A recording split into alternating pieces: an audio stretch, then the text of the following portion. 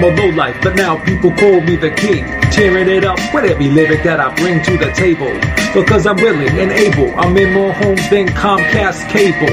I got the skill that'll rattle your brain. I'm a threat like Saddam Hussein. Everybody know my name. Joe Herbee's a top soldier. Kid, they should have told you, you really need to pack a lunch. My words hit hard just like a Tyson punch. So give me a chance, I bet you I can make it dance. Show me your girl, I bet you I get in her pants. I'm breaking egos and money is what I'm stacking. Joe Herbe on the mic, you know I'm down for action.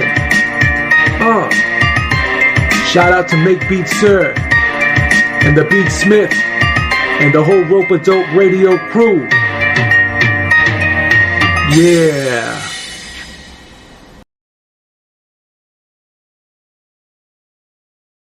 All right, good morning, everybody. What's going on?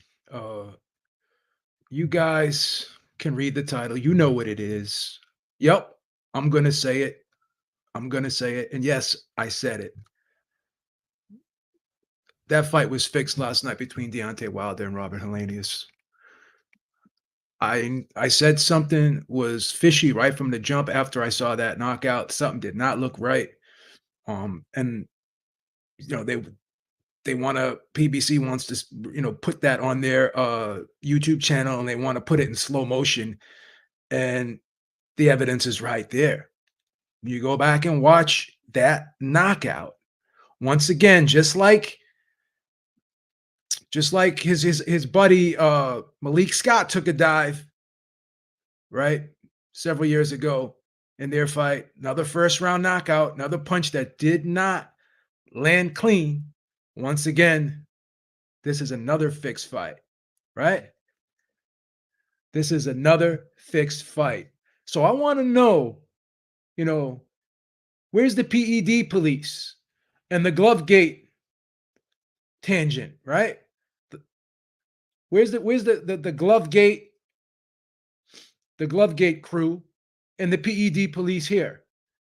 When you got this man who's involved in fixed fights, second fixed fight in his career. So you want to jump out with your virtue signaling, right? You want to jump out with your virtue signaling and complain about the PEDs, right? You want to complain about the stupid glove gate bullshit, right? But what about this?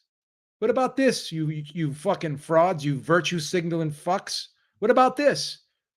Go back and watch this in slow motion, right? Go back and watch this in slow motion, and you could clearly see. And we in the gym, trainers have talked about this. You know, I'm going to show you something. So in the gym, they have an exercise where you put your foot up against the wall and you stand up against the wall, right? And you throw a hook. Watch how I throw this hook, right? I throw this hook like this, right? And my elbow, if I'm throwing the hook incorrectly, my elbow is going to hit this wall, right? So watch when I throw the hook. See how my elbow, because my elbow is coming up at a 45-degree angle, and it's coming out parallel, right? If that's how you put leverage and power into a punch, right? That's how you throw a punch. You could do the same thing with a right hand. You know, you throw the right hand, boom. But if you throw it incorrectly, right, and you lift your elbow up first, it becomes more of a push and an arm punch. It's the same thing with a hook, right?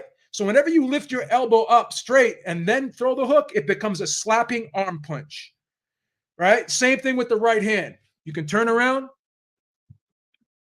this way. Here's the wall. You throw the right hand.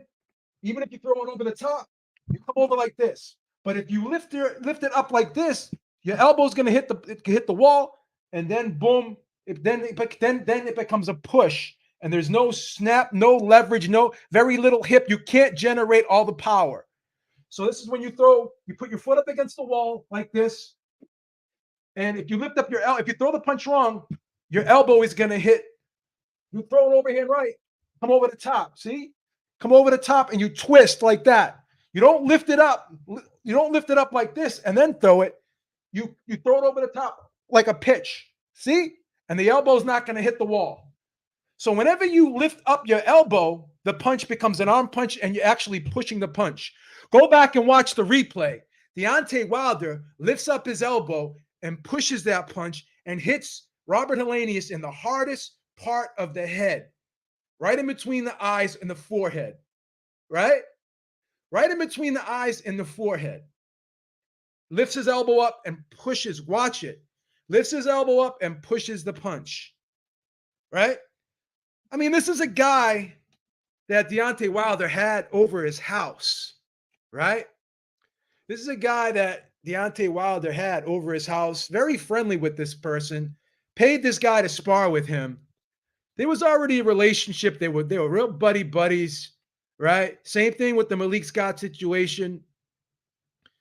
You know, this is why when you fight your sparring partner, sometimes you go back and fight guys you're friendly with, and you know, again, I'm just being honest. There's always that you know, in the back of my mind, and you know, you should probably think this too, that they're going to go easy on each other. Whether it's going to whether someone's going to take a dive or not, that's another story. But whenever another fighter fights a fellow sparring partner, they tend to go easy on the guy, right? They tend to go easy on each other, and you can see the difference in the fight. There's not that sense of urgency. There's not that sense of ferocity in the way the guys go at each other. But there's no doubt in my mind this was a fixed fight. This was a fixed fight. Without question, this was a fixed fight, just like the Malik Scott fight was. So I want to see, right, all of these fucking virtue signalers. Oh, we want a clean sport. Yeah, we don't want any PEDs. Oh, the glove gate. You got a guy with his glove was slipping off of his wrist, and he's not even hitting the guy, right, with the hook cleanly because the glove is half hanging off. But yet, oh, he's fucking fighting with loaded gloves. Well, if that glove was loaded and it was so there was egg weights in it and it's hanging off of his fucking wrist, it would have fallen off. And here's another thing people don't realize with Tyson Fury, and he throws that hook. It's basically a throwaway punch. He kind of just slaps with it so he can get you to react to it and block it, right? And then he just lines up the right hand off of it. That uses that to set up the right hand. And a lot of times he'll push with it so he can push you into the center and line you up for the right hand. So I mean, you guys are a bunch of fucking frauds. That fight was clearly fixed, but no one's going to say anything about it. This is the only video that's going to be about the fight being fixed because, of course, people don't want to lose their credentials. And this is what I love, that I don't have to depend on this as a source of income. I would hate to do this full time because then I'd have to sit here and lie every day and be fake every day and be a bullshit artist every day, being afraid of what things I could say and things I couldn't say, right?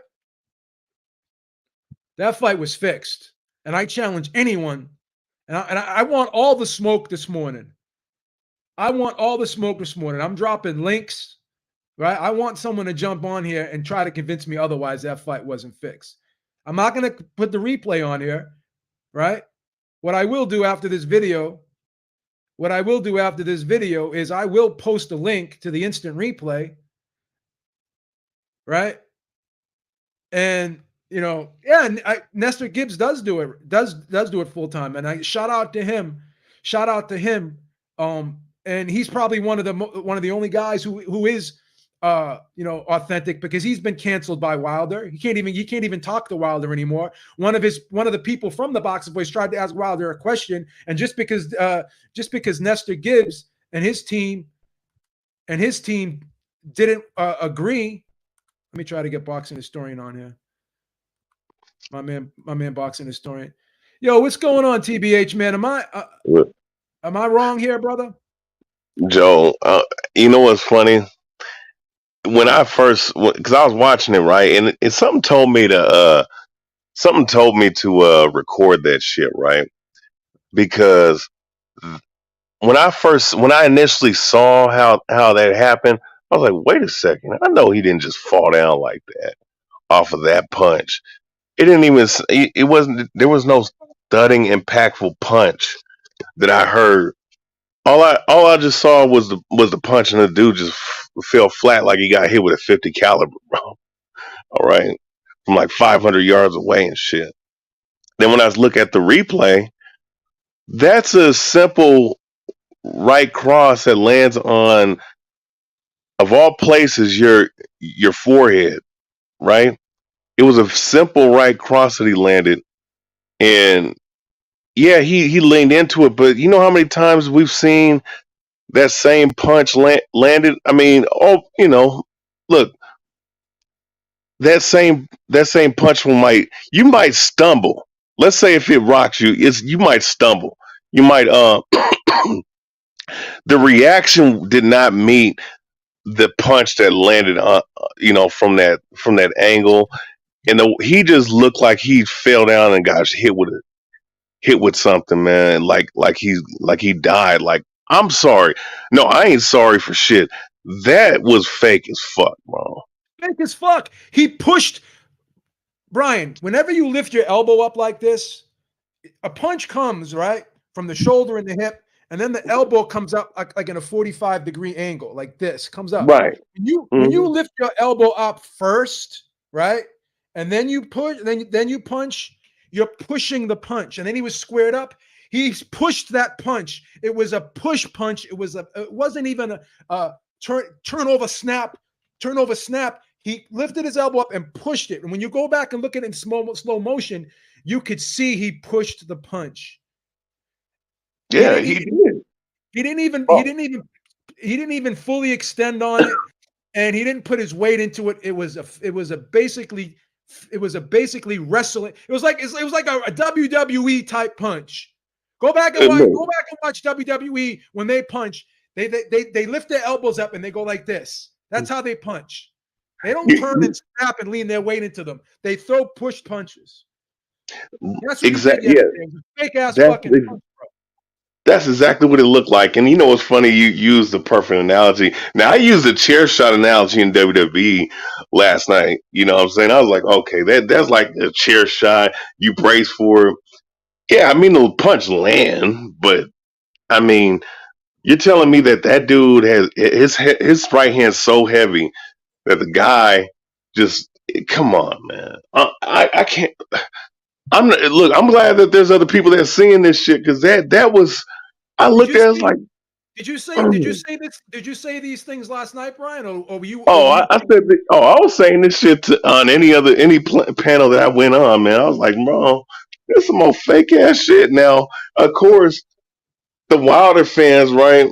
It's not a hating on Wilder or anything. I'm just looking at the fight itself. Looking at that sequence. It's like I'm not. Look, we've seen guys before. We've seen guys with Mike Tyson. We've seen guys in many other fights. We've we've Hell, seen, we've seen guys with Deontay Wilder, Malik Scott. At least that's what it looked like. oh my God. Well, which one's worse? Good Let's morning to be you, honest. by the way. Good morning to you, Brian. I know I stepped on you just now. Sorry. No, you good. No, you good, man. I just woke up like 5 minutes ago. I'm gonna be honest with you. You're out there on the West Um, Coast. This was a yeah, fake man. ass Hey, fight, salute to bro. you, by the way, Maestro. It's been a minute. Absolutely. Back at you, bro. Joe, I missed the first because I was doing some things when you went live, but so I don't know All right, what so you said. I so don't know what you let me go over a few things I said earlier. So repeat it for the people like me that are just joining in, so we could all catch up. I'm gonna go over an example, right? I'm gonna show you in the gym. We had this exercise, right? And we tried to when the trainers would try to teach you to not throw arm punches and put your full body into it. So you'd put your foot up against the wall like this, and you'd stand, right? And you would throw a hook, right? And if your elbow hit the wall, that means you weren't putting your hip, shoulder, and you weren't turning the punch over and throwing it properly with your body weight. You were throwing it like an arm punch because you would lift your elbow up first and then you would kind of slap with it. So if you throw the hook properly, the elbow comes up in a 45-degree angle and then the forearm comes parallel. So you throw a hook, you snap it, turn it over. See how I'm turning it over? My elbow is not hitting the wall. Same thing with a right hand, right? You want to throw a right hand? Put your foot up against the wall. You want to throw an overhand right? You come over the top like this. It all comes up like the elbow comes up 45-degree and then it comes and becomes parallel, comes straight, right? So if you're throwing the punch improperly, your elbow is going to hit the wall because when you throw a right hand and you lift your elbow up, then it becomes more of a push and you tend to square yourself up, right? Go back and watch that punch. He's squared up. He lifts his elbow up and he goes like this and pushes the punch instead of turning it over and snapping it like that. See, because when you turn it over and snap it, you see how the elbow's coming up 45 degree and then it's straightening out. But if you lift the elbow up first like this and then you push it, so if you go like this and go like that, that's an arm punch. And if you watch how he threw that punch, he lifts his elbow up like this, then goes like this, like a WWE fake punch. And then, as you said earlier to me this morning, hits him in the hardest part of the head, which is going to cause the least amount of damage. You look at any part of your head and you want to hit someone in the head, right, where you're going to cause the least amount of damage, go look at WWE. When they're throwing punches at each other, where do they hit each other? They hit each other right here, right? They go like this. They throw the fake punches right here. So because they are touching, but they're not touching hard, but they hit each other right here because that's the hardest part of the head, which causes the least amount of damage. And you said this morning, and I agree with you 100%. So the way this whole thing was set up, right? He threw an arm punch, didn't fully extend on it, and he hits him on the hardest part of the head, right in between the eyes, whereas he won't hurt him and cause damage. It was a fake punch. It was an arm punch that was not fully extended, and he hit him on the hardest part of the body so he wouldn't hurt him. These guys, you said this to me earlier, I wasn't aware of this, that he spent time over Wilder's house. I knew they were friendly. I know they've been in camp several times, and I've said this earlier too. When you're paying someone, right, and you have a business relationship with someone, even every time two sparring partners fight each other, it's always a lackluster, uneventful fight because you're going in there with the mentality that this is a former friend of mine. I don't want to go in there with the ferocity that I would go against in another opponent. So the whole setting here was similar to the Malik Scott situation. Him and Malik Scott were very friendly. They're best friends now, him and Robert Helenius. And then at the press conference, he's crying. He's crying because he's worried about Robert Helenius' health. This is the same guy that said he wanted a body on his record. How do you go from wanting to kill somebody, right? From wanting to for crying and feeling bad for somebody. Then this guy's all over the place. He weighs 214 for Luis Ortiz in the first fight. Oh, I had the flu. I was too light, right? So then he goes up in the Tyson Fury fight. Oh, I got to bulk up so I can match strength for Tyson Fury. Oh, I'm going to wear the horsehair gloves, the same horsehair gloves that I wore against Chris Arreola, but I stopped wearing them because I broke my hand on them because they're non-protective gloves. So then he does a complete 360, goes back to weighing 214 again, and now he wears the Grant gloves, which are not puncher's gloves, they're protective gloves. So this guy's all over the place. He's going around in full circle. This is like a man without a cause, a man onto an island unto himself. This guy's all over the place, man. This fight was fucking fixed. I have no doubt in my mind it was. Tell me where I'm wrong. Well, I want to start with why I thought it was a funny kind of looking knockout. And by the way, I told you this earlier, Joe, over the phone, and I'm going to say for everybody who's listening here, that for people that paid big money for the pay-per-view, I mean, the PBC Fox is putting out the whole fight on YouTube less than a half day later. I don't know how people feel about that when they spend all of that money on the fight. You could watch the whole fight for free the following morning on YouTube, legally. All right, but that is what afforded me the ability to go back and look at the end of this fight multiple times. And for people who don't know, I'm a PE teacher. That's what I do for a job. That's what I was trained to do. That's what I was certified to do. That's what I studied to do. And when you look at the biomechanics of what happened, good morning, Lord. Thank you. I was just going to ask you to mute because there's some static there. It's like when somebody's throwing a football or throwing a baseball. Please help me. My wife left me.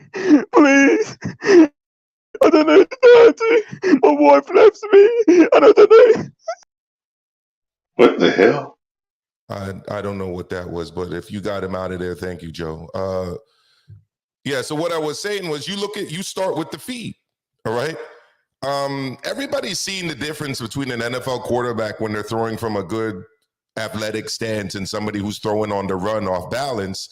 There's a difference in the speed and power of the throw. Am I right or wrong, Joe?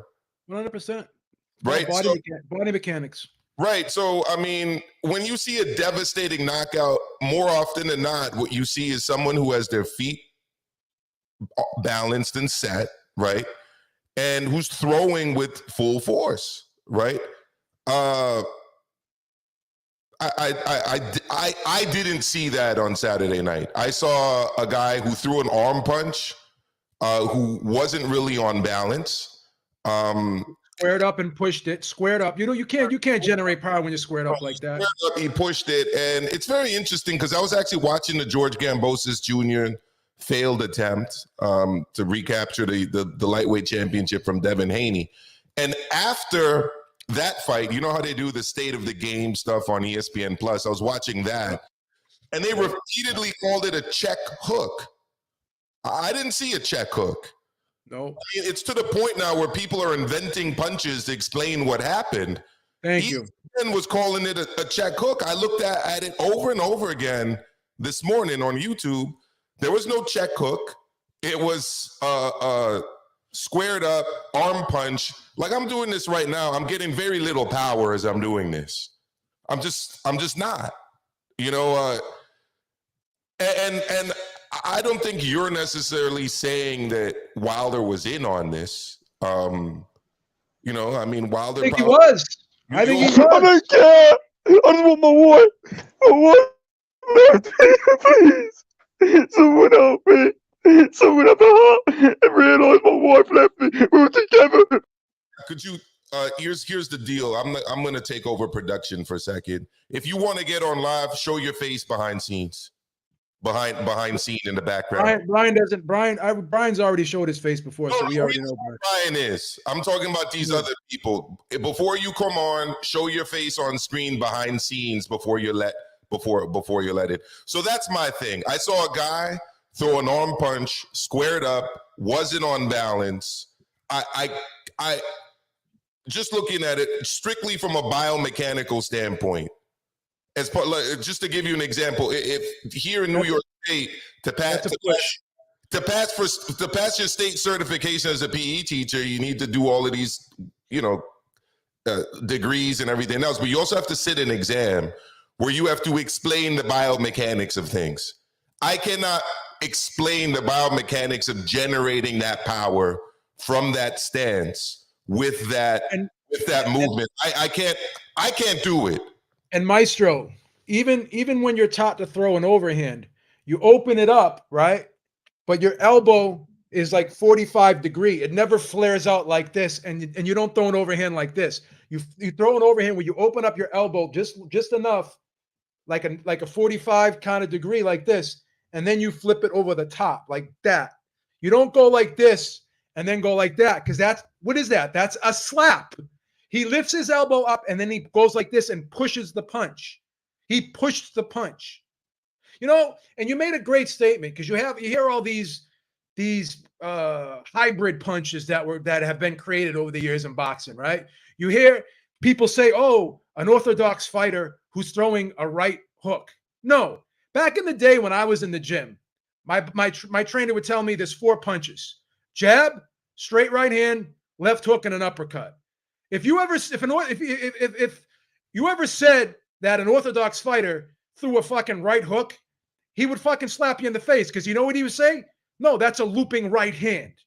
That's a looping right hand. It's not a right hook. So everyone wants to come up with these, you know, new finagled punches and shit like that. You know.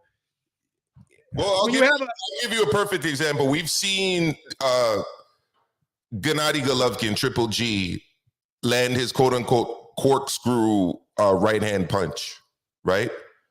The difference with that punch is I can break that down frame by frame with the biomechanics and explain how the power was generated in that punch. When Gennady Golovkin knocks people out with this corkscrew right hand, you can see the power being generated from the legs, from the hips, and from the twisting of the hand and of the wrist at the end. You don't see that in this punch. It was a push. You don't see that in this punch. You just don't see it. It was a WWE punch landed in the same area that WWE wrestlers hit each other. Where do they hit each other? Right there. They hit each other right here when they're fighting. So it is what it is. Yeah, and I guess he was so knocked out that they couldn't do what they usually do with guys after they lose fights, and then they say, what happened here?" You know, we're kind of used to seeing guys do that after a fight, right? But the lady that was doing the post-fight interviews, let's just say she wasn't exactly the guy from Showtime, Jim Gray. Jim Gray. Who oftentimes has people look at the video and just say, "Hey, just kind of like walk us through what happened here." They didn't do that, did they? No, they got him right out of the ring. He wasn't at the Pope fight press conference. I mean, he was up out of there, and then Deontay was, as Joe was saying, and we spoke about this earlier. It's like the ultimate kind of dichotomy between a guy who's demanding that he wants a body on his record or saying that he wants it, to now a guy who's, you know, getting emotional and crying. Okay, there's nothing wrong with that, by the way. Guys can cry, fully cry. I'm not saying that, but he's getting emotional and crying over the Pritchard Cologne situation, right? Over a guy that won't be able to father children or won't be able to experience the joys of fatherhood. He's getting emotional over Robert Helenius and potentially what just happened to him. I mean, it's all just very interesting. It's very interesting stuff. Yeah, and they did run Helenius out of the arena because they didn't want him to answer questions and shit. You know, when has that ever happened? Usually, that's kind of weird. Joe, Joe Maestro. You know what's funny about that shit? Now, right before the Caleb Plant Darrell, now that was a real knockout. That left hook clearly land with full leverage. You know, while this dude was trying to throw it, that was a real knockout. But you know what's so funny about them in Robert Helenius' locker room when they're trying to ask him a question? Now, don't get it twisted. You're not going to sit up here and answer how you're going to win before a fight happens, right? But the way it was so fake. The way they asked him, and he's like, you know, I don't know. I'm just gonna we're gonna see what happens when it go. He didn't even like. He didn't say, look, I'm coming out there and I'm gonna come and bum rush this guy or something. It was just the way he responded, right, in the locker room while they were wrapping his hands. Like, okay, yeah, this dude's coming to lay the fuck down. He ain't even fucking like, come on, man. You could at least give a quick answer and say, I'm gonna do this. I'm gonna stop him. I'm gonna give him a tough fight. He didn't even answer that. He just said he said some vague ass. He didn't even want to answer the question. And I'm looking at this shit again, right? This not because I guess somebody did get this get the fake knockout right now. I'm looking at this shit, bro. There's no leverage on this punch, man. This is a simple right hand with no kinetic energy coming from your legs, from your foot while you're pivoting with your legs, full extension with the rotation of the hips, full extension of this is no power. This is like you knocking on the damn door type punch. And this is what knocks him. And so when it lands, he just all of a sudden just flops down. Like, that's some weak ass shit, man. I'm sorry. The other thing I want to say, look, at the end of the day, we're not talking about regular guys out on the street. We're talking about professional heavyweight fighters who have taken hard punches in fights and in competition and in training for a really long time. I mean, I'm not saying that you know, from Wilder couldn't have dropped a regular guy, but to say that an experienced world-class heavyweight is getting dropped like that by a punch that you really can't explain where the power is being generated, it does look suspicious. Looks fake as fuck. It was an arm punch. I'm gonna come right out and say it. You know, so now everyone's like wanted to call Tyson Fury a cheater. They want to call, once a guy pops positive for PEDs, all of a sudden, how many fights did he cheat in? I want to know how many of Wilder's fights were fixed after this. I want to know if those 42 knockouts, if all of them were real, because I sure as hell know 2 of them weren't. So how many other ones that probably weren't even on television? How many of those were fake? This is Oh not. no. This is not.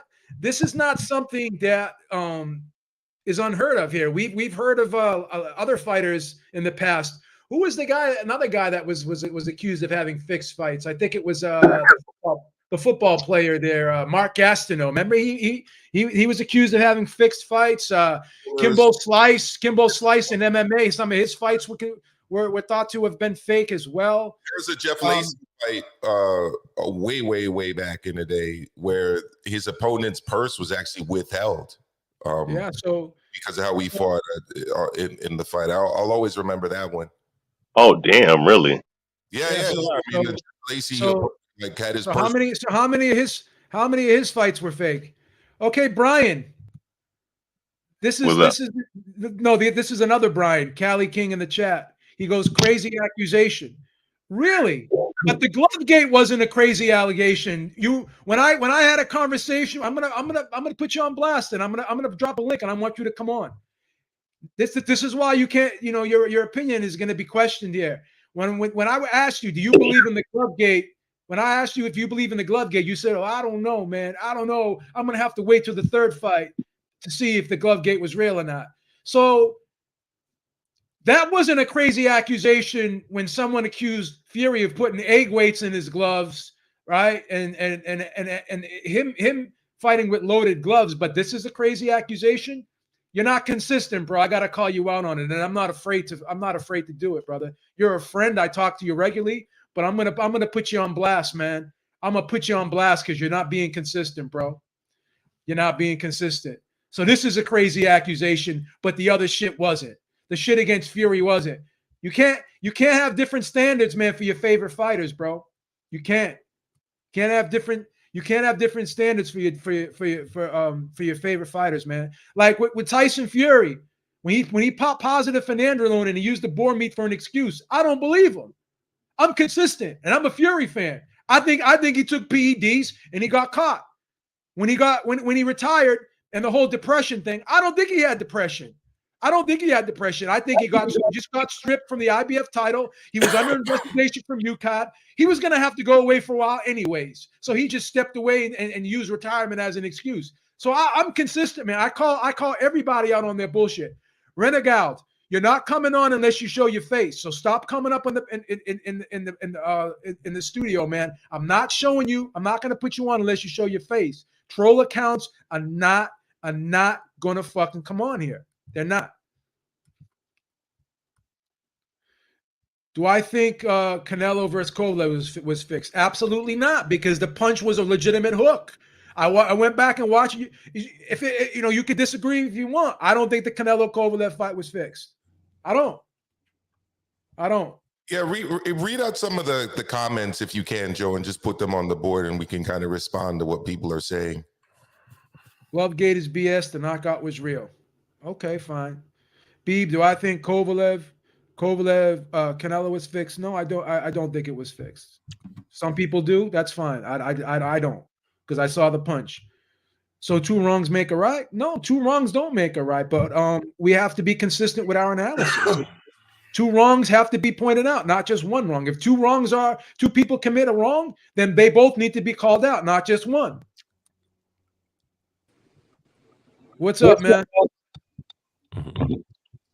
Fight was fixed, man. I already know what you're gonna say. Why you always come with this bullshit, man? Where's your pom-poms, bro? Where's your pom-poms? Why you always come with this bullshit, man? Where's your pom-poms, man?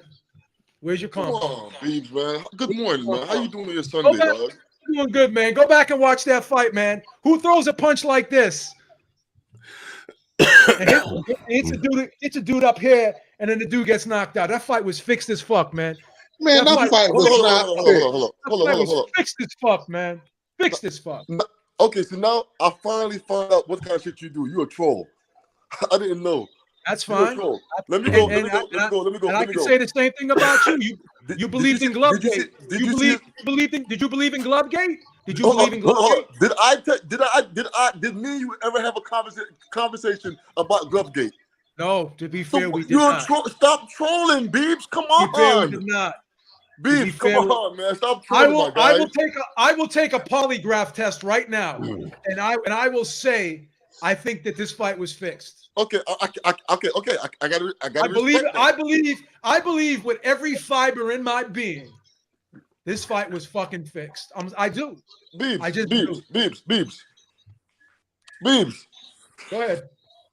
Fuck, man. You always make shit so fucking difficult, dog. You always make shit so difficult. Look at the punch with Malik. His trainer. His trainer got knocked out. That was fixed too. Two fixed fights. It didn't even. That's the greatest. Everybody said that fight was fixed. Punch didn't even land, bro. Listen. Wilder got a history of knocking people out. Those are just facts. Okay, so they could be. Some of them could be fixed fights. Come on, Beeps, man. No, man. Y'all want to question? Y'all want to question guys who pop positive for PEDs and saying they took PEDs their whole career, right? Y'all want to question dudes for Glovegate? Oh, he loaded his gloves his whole career, right? Who is y'all? Who is y'all?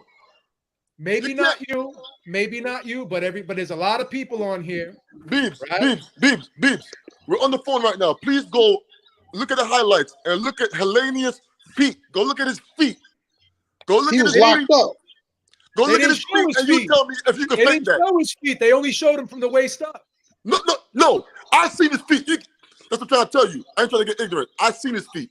You go look at his feet, and you tell me that his feet, and you think that it was still fake. That's all I'm asking, bro. I think it was fixed, bro.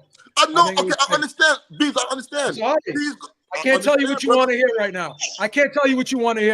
No, I'm sorry, BZ. I don't want you to tell me sorry, nothing. BZ. I can't lie to you, brother. I respect you. I respect you too much to look you in the eyes and lie to you, brother. Likewise. But look, I don't want to lie to you, B. I don't want to lie to you, BZ. I feel you, I'm brother. sorry. I feel you, bro. I don't want to lie to you. I fuck In the with you. bottom of my heart, I think that fight was 100% fixed. I can't lie about it. I'm sorry. I know too much. I know too much about punch. I know too much about boxing to not say that fight was fixed. I got you. But can you please go look at the replay and look at his feet? That's all. Please, someone, please feed that for me. My wife left me. All right. Come on, baby, man. You put the that fight clothes was on? fixed, man. That fight was fixed. That fight was not fixed, and you know it. You just trolling. Yeah, man, you trolling, Beeps, man. I think y'all are trolling, man. If you don't think that fight was fixed, I think y'all are trolling. Okay, if you think the fight was, if you think that fight was fixed, you throwing New York Boxing Commission under the bus. You throwing Caleb Plant fight under the bus with that one accusation. You trashing the whole card. These guys trained for 2 months just because you want to come out with this lie. You want to trash the whole card. Reginald, I got to ask you one question, boss. First of all, Beeps, we're not talking about that fight. We're talking about this fight. Beeps, can I ask you one question, Beeps? Absolutely. Who won last night? Michaela Meyer, Alicia Baumgartner? I had it a draw. I know kind of person you are. Today. This I had morning. it a draw. This morning. But I will say this. Hold on. What was the score? What was the score? How did you score? Let me finish. Let me finish. If someone were to get the W in that fight, I would have said Baumgartner. If you put a gun to my head that I had to pick a winner, I would say Baumgartner won. Okay, what about Savannah Marshall and Clarissa Shields? I actually thought Marshall won the fight. I picked. Hey, I'll talk to you later, Beef. I bet money. I'll talk to you later, Beef, man. I'll talk to you later. You know I'm fucking Beef, but not today. Shields. I bet money on Clarissa Shields, and I picked her before the fight. I bet money on Clarissa Shields, and I picked her before the fight. Bro, have a good Beeps. I'll call you back on the next day. Have a good day, boss. All right, man. Bless up. Oh, that was entertaining. Bless up to him too, Brett. I bet money on Clarissa Shields. I picked Clarissa Shields. See, I don't like it when people speak in generalities. He should have just said what he meant. When he meant, I know what type of guy you are. What does that mean? I mean, first of all, my favorite fighter of all times, and I was able to interview this guy, and it was probably one of the highlights of my life, is Sugar Ray Leonard. So no motherfucker's ever gonna try and go there with me. No motherfuckers ever gonna try and go there with me. I am. You can, but you guess what? You're gonna take an L when you do it. You're gonna That take Marvelous Hagler fight. Because I got the resume to back up what I say. I got that Marvin Hagler fight. I've been on this motherfucker since 2009. I got the resume to back up what I say. I got 2 fights. The Hearns fight, the Leonard fight, 2. They gave it to him because he's popular. Hearns won the second fight, and guess what? Ray Leonard said he lost that fight. Came out and said he lost that fight. Yeah, 10 years later, he didn't get Hearns his just due. Fair enough, man. And when he fought Marvin Hagler, they gave it to him. No, I thought he beat Hagler. No.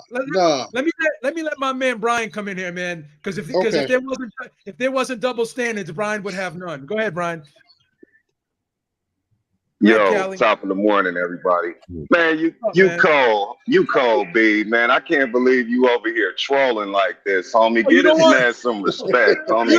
Man, you just don't like Wilder, homie. You don't like Wilder, homie. Maestro, why you supporting this, homie? Hey, Maestro, why you supporting this, homie? This man talking about he fixed that fight last night. Come on, man. This fucking up boxing, homie. Right. You fucking up boxing, homie. Right. You supposed to be a boxing fan, homie. Let me Talk to your man respond. Wilder. You talking about that fight was fixed. Let me respond. And when I look at that punch, I'm sorry, I do not see a heavyweight punch that puts a man's lights out. I don't see it. Now, I'm not saying That's a push, Brian. Watch Brian. Here's I'm sorry, Maestro. Let me just show the drill. Go for it. I've been in the gyms, you've been in the gyms.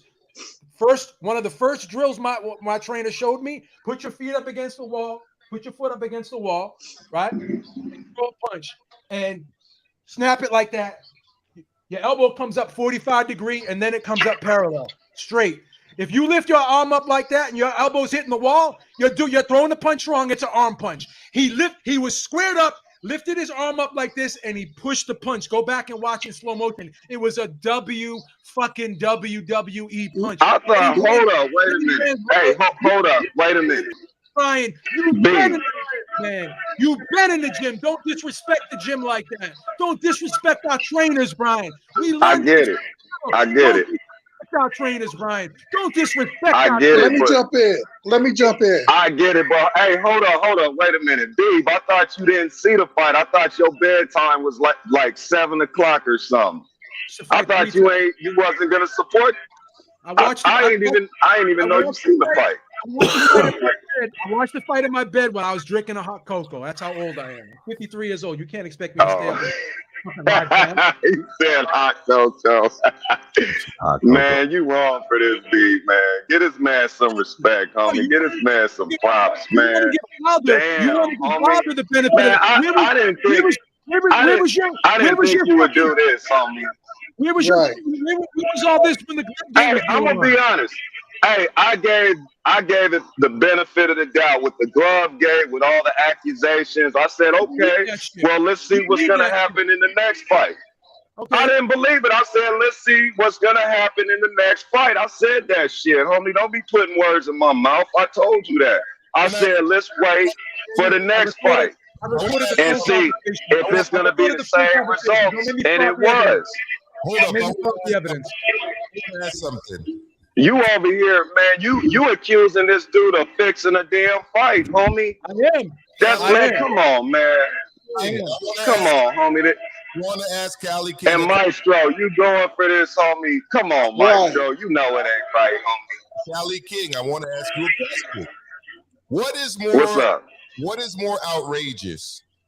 Joe saying that he doesn't think this was a real knockout punch, or Wilder accusing Mark Breland of spiking his water? What's the more crazy accusation? Both of them. You even thinking about that? Both of them is fucked up. It's like that's a stupid question. Both of them is fucked up. Both of them is fucking it up. Okay, the glove game, all them accusations. and this. Both of them is wrong. What you want to say? One is wrong and one is right when both of them is wrong, homie. What you want to say about that? Both of them wrong. Your energy wasn't the same. Your energy wasn't the same for the other one. That's the problem. Your energy wasn't the same for the other one. Hold up. There's two things here. One, okay, I don't know about the energy thing, Joe. You can speak to that, but I will say this. The major difference to me is I can look at the video and I can see evidence and point to an argument as to why that doesn't look like a knockout punch. There's none of that with the Mark Breland thing. In fact, we've got decades of boxing history that would tell you that that was the most crazy thing anybody's ever said about their own trainer. I can't think of another situation where a fighter loses his fight and throws a trainer under the bus, let alone a black man that's supposedly standing up for all of us, who does that to an elder black man statement, a statesman in the sport of boxing, a guy who's in like 5 or 6 or 7 Hall of Fames, including one for African American athletes, an Olympic gold medalist. Okay, I get what you're saying, guys. Okay, how about this? I'm gonna give that shit the benefit of the doubt, right? Okay, because it was a gang of heads over there in the Barclays Center last night, right? You seen it was a gang of heads, so I'm pretty sure some of them fans that was there, they was there to see the shit was fixed. You know what I'm saying? I'll give it the benefit of doubt. If some of them fans at the Barclays Center say the shit was fixed, I'll be on board. I'll give it the benefit of the doubt, just like the glove gate, homie. You know what I'm saying? Same shit. I haven't heard nobody say that shit, but I'll give it the benefit of the doubt. I'm saying it. Let me talk. You wasn't there. You wasn't there though. I had a better view than they did. I saw 10 instant Let me get in. Let me get in. Red. Go ahead, Red. Okay, if you watch Wilder fight over here, move, girl. If you watch Wilder fight over his whole career, that's the same move that he knocked out Luis Ortiz. That's the same move. Yeah, Spilka. In theory, same move, homie. Wilder. Let me finish. Wilder will lure him against the ropes, and then bam, then he hit him with that missile. It's the exact same move. WWE, he did the same thing. The Spilka, Lewis knows. He do it over and over again. That's a Wilder old trick. Steve don't like Wilder. He don't like Wilder, homie. That's just what it is. He don't like Wilder. It's all good. There's nothing we can say to this dude. It's what it is. He can't stand Wilder. He despises Wilder. You guys love Wilder and think he can do no wrong. He walks on water. You are the opposite side of the spectrum. Whatever you accuse me of, you are the antithesis of the opposite. I am the yin, y'all are the yang. Well, so what makes you better than me? I'm the yin, you're the yang. What makes y'all better than me? Why are you hating on him though? You've been hating on this guy from the jump. Why? He hating on himself. He hating on himself by fixing fights. Even before you dishonor in the sport when you fix a fight. You dishonor the sport when you fix a fight. Beeps, man. I came back on. Ain't no point, homie. Right. Maestro. Ain't even no point, bro. You just don't like him. It's just it's no point, man. You're a fanatic, bro. Who's your favorite fighter in boxing right now, Brian? Who's your favorite fighter in boxing right now? Tell me the truth, man. Gervonta Davis. My favorite. Damn, that's a good question. I don't know, man. It could be Canelo. I don't know. Who's your favorite heavyweight? Canelo all day. Who's your favorite heavyweight, Brian? Who's your favorite heavyweight, Brian? Definitely Wilder. Between Wilder and Anthony Joshua, homie. Fuck Fury, homie. My favorite heavyweight, Brian. My favorite heavyweight is Tyson Fury. Guess what? Tyson Fury failed the PED test fair and square. He should have been suspended. That's number one. Tyson Fury does not have depression. He's lying. He's lying. So you see the difference? I could criticize and be objective with my favorite fighter. No, it's a fact though. He failed the test. You're not saying nothing. He failed the test. You cannot say you. It's a fact. He failed the test. Right. So you're gonna support your dude being on the juice, homie, talking about some board meat. So you riding with that? Come on, man. It don't even sound right what you saying, homie. It don't even sound right, man. I don't give a fuck about PEDs. It don't even sound. I'm trying to. I don't give a fuck about PEDs in the sport of boxing because everyone at the top level, in my opinion, is taking the shit. I don't have a moral stance on PEDs. Okay, dude. Listen to you, man. This sound like, hey, you know what this sound like, homies? Hey, you know what this sound like, homies? This sound like this dude is mad, man. He mad. He just mad. 2009. You can go back. The shit is there. I got receipts. He's mad. Man, what an angry. What's up with the Earl Spence fight? He is angry. You damn right I'm angry. I got one question, please. Nobody's gonna accuse me of waffling on an issue. What's up with the Earl Spence fight?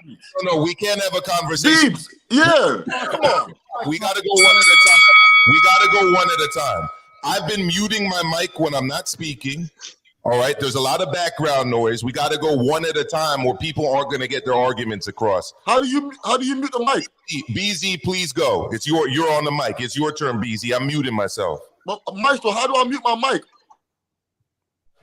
There's a thing there that says mute inside StreamYard under the video. No, I don't have. You have a little. There. You have a button. It's mute, man. You can just. Hey, Maestro. Okay, hold on. Don't go for this, homie. Maestro say cool, man. Don't go for this. Don't go for it, homie. Brian, wait a minute, Brian. Wait a minute, Brian. You see what you're doing? Every time somebody says something you don't agree with, guess what you do? Oh, we hating. Oh, we don't like Wilder. Oh, so you don't like Fury then? I mean, again, I'm consistent. When someone fucking does something wrong, whether I'm a fan of them or not, right? I call him out on it. Fury's my favorite heavyweight. He's my favorite fighter in boxing, but he's full of shit. He's a bullshit artist. He's a fucking liar. Beeps. Right. I tell the truth about people. I love you. You my friend, but guess what? You biased as fuck. I love you though. Yes. You too. Hey, all of us have some kind of bias. We all got some kind of bias, right? I told you. You can't be objective, I'm even biased. I'll admit it. I'll admit I'm biased. I'm even biased. I like the old school boxers better than the new school. I'm biased against old school. Yeah, I got a lot of bias in me, homie. Don't be objective, Brian. Beezy, you know I'm objective, Beezy. Beezy, you know I'm objective. You know that. You are. That's why I fuck with you. That's why I fuck with you. That's why you come every week. What made you show your face? You never show your face any other stream because you respect the beat. No. Only thing on YouTube channel. Come on. Let me say this. The punch without Wilder punch Fury in the third fight. They was standing up hugging, and Wilder, a little short small one, dropped Fury ass, and Fury almost fucking got counted out. That was fake too. I'm just asking the question. No, because same punch. It's the same punch. It's the same short punch. Same short. No extension. It was short. It was short punch. No, it wasn't. Linking up against Lord against the ropes. Tell y'all the truth. I swear on my mother. I love my mother to death. She's my angel, my hero in life. I swear on the soul of my mother, may she rest in peace. I 100% believe that fight was fixed last night. I'm saying that on my mom's. I'm saying that on my family. I can't argue that, bro. I can't argue that. I'm saying that on my fucking name. Let me go. You ain't got to do all that. Saying that I got a question for you. I got a question for you.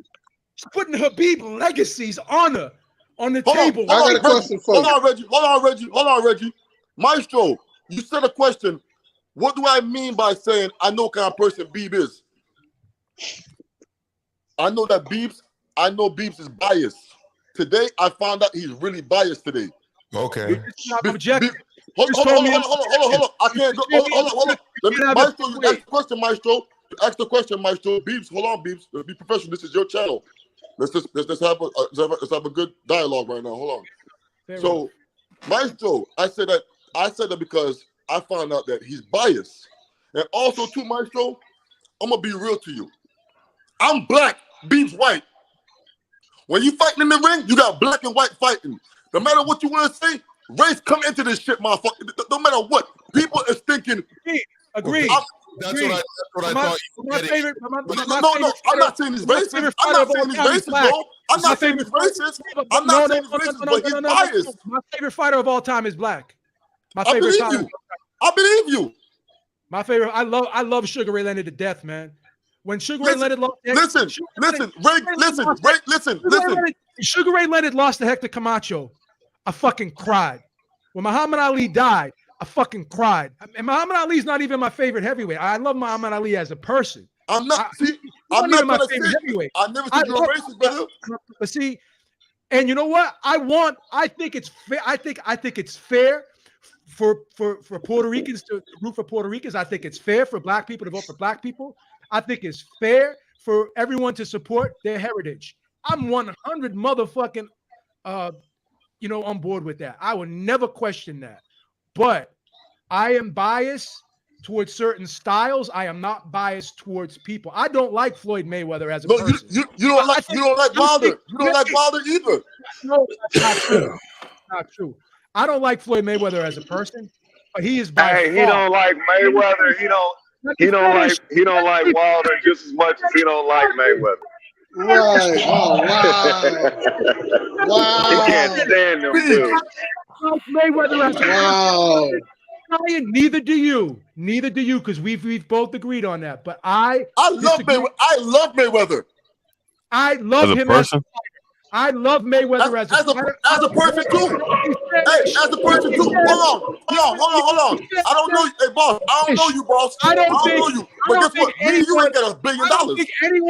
I don't think anyone in this era. Me and you are not kicking ass. I don't think anyone in this era can even touch Mayweather. He's by far the best of his era. I love Mayweather inside the ring, outside the ring. I don't even question that. You know what aggravates me? Oh, well, he waited for Manny Pacquiao to get. Oh, motherfucker, he's older than Manny Pacquiao. So why the fuck that even makes sense? I always defend Mayweather's resume. Beefs. Wilder, the baddest thing in heavyweight boxing. Fuck Fury. Even if Fury won them fights, he's still hotter. He's still better. People still want to watch Wilder, not Fury. I'm sorry. Now, we had a conversation about Wilder, right? We had a conversation about Wilder. And what did I tell you what I loved about Wilder? I love how he fucking took care of his family. Because remember what I said? He wasn't even married to the girl. How many times the motherfuckers run out the back door when he was 21 years old? He was working for fucking Coca-Cola. I respect the fuck out of Wilder as a person. Wilder is back. I respect the fuck out of Wilder as a person. He took care of his family. Back. No, but I think he fixed these two fights. I gotta be real. You say no, he's not. Let me get in. Let me get in. Who said no, he's not? Hold up. Let me read this super chat. Wilder didn't even have his feet planted when he hit Helenius, and we already know Wilder dogged it against Malik Scott. I'm sorry. Yo, look at the poll. The poll's almost 50-50 right now, man. That's a problem. The poll's almost 50-50 on who thinks the fight was fixed or not. I'm sorry. Helenius Scott. Yeah, go ahead. I like Wilder. Here's the opposite. Here's the opposite, Brian. I actually like Wilder as a. I told you, I'm gonna give it the benefit of the doubt. What you saying? I always give things the benefit of the doubt. I'll give it the benefit of the doubt. I'll go back and watch the replay. I'll listen to some of the fans. I'll give it the benefit of the doubt. I'm gonna give you the benefit of the doubt this time. Hey, King, look at his feet. Look at Helenius' feet. Look at Helenius' feet, because they do show his feet. It looked like a knockout to me. It looked like a knockout to me. When you go back and look at it, look at his feet, and then come back over here tomorrow and two feet Where do I want it? Probably in the truck. I'll probably just throw it in there. The old one. Oh, no. I was asking what tire pressure. Yo. I'm not sure. Usually they're at 110. I want to ask I think so. Okay. But I always ask the driver. Caleb Platt going to fight? Okay, probably like 110. Okay. This one's sitting at 90, so I'll try to hear this one too. Okay. Yo, Hey, Caleb my bad. What was you saying? I'm saying, who you like, Caleb Plant or Benavidez? Oh man, I like Caleb now, homie. Oh man, Caleb was like a G last. Was that fixed too? You think that was fixed too, B? that was fixed not This fixed. is a smart chick. I don't want to get all excited. Hey, No, that Jarrell's was getting sweet. old. That knockout Jarrell was had a sweet. lot of I'm a miles Caleb on Plant fan. I'm rocking with him. Hey, that's the gym I was at. His gym out there in Vegas, City Boxing Gym. Caleb Plant is a G. I still think Benavidez takes him out, man. Easy. I'm going for Benavidez in that one, man. I love Benavidez. Nobody can beat David Benavidez. I think Benavidez beats Canelo. I think Plant will catch Benavidez. I'm gonna be the eyeball on this one. I think Plant will catch him. I think so. Oh, Cal. Hey, oh no, not I think so, homie. Yeah. Hey, I might be wrong, man, but I might have to rock with Plant on this one, homie. You losing money on that. You were front runner, Brian. Hey, I might make some money though. I bet you he'll be the underdog. He might win. I might flip my money. So, you know. Shit, I'm gonna tell you something. But I definitely, I like, man. I like that version of Plant. I mean, he sniped them last night, man. He sniped them, homie. But Jarrell was old. He had a lot of miles on him. But I mean, Benavidez fought against Darrell too, though. Did he stop him? Yeah, he stopped him. He beat him down. He stopped him one round. Beat him up. I think in round. Yeah, 9. I remember. He beat him down. He beat him up real good. Right. I don't know, man. Either way, that's a good fight for boxing, man. That's a good fight. I almost want to see that at Benavidez versus Plant over the Canelo versus whoever. You know what I'm saying? I want to see that shit. I think they should have it to where both of them guys, Benavidez, Plant, they fight against each other. The winner get Canelo. Simple, right?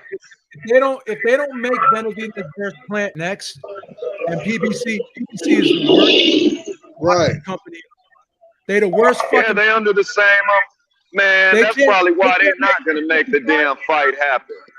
They can't make that. That's probably why it's not going to happen. And I do believe Crawford and Spence happens. I do believe that. I believe that 100%. I don't even know about Crawford and Spence. What's taking so long for them to say anything about that fight, man? I mean, it's almost about it's about to be the end of the year, and these guys ain't said nothing. And I don't even know. Did they even fight this year? Did they fight this year already? Benavidez only fought one time this year, man. Oh, Crawford? Crawford and Spence, yeah. When was Crawford Porter? Was that was last year? It was the Sean Porter fight, okay? And Spence's last fight was the Ugas fight. So I gotta give Spence credit, man. When was that? I know they haven't fought this year, Cali King.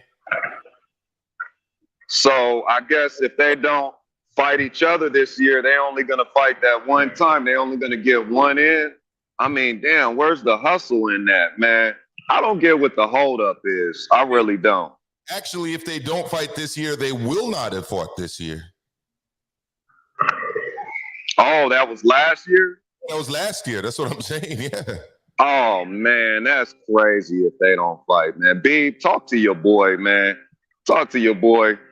Get this shit going, man. That's crazy. Oh, no, my fault. See?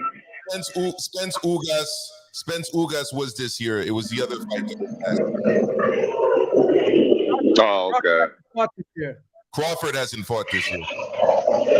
Please, man, please, boy. Yeah, where's the hustle in that, man? They gotta fight. Yeah, man, it's crazy. They gotta fight, man.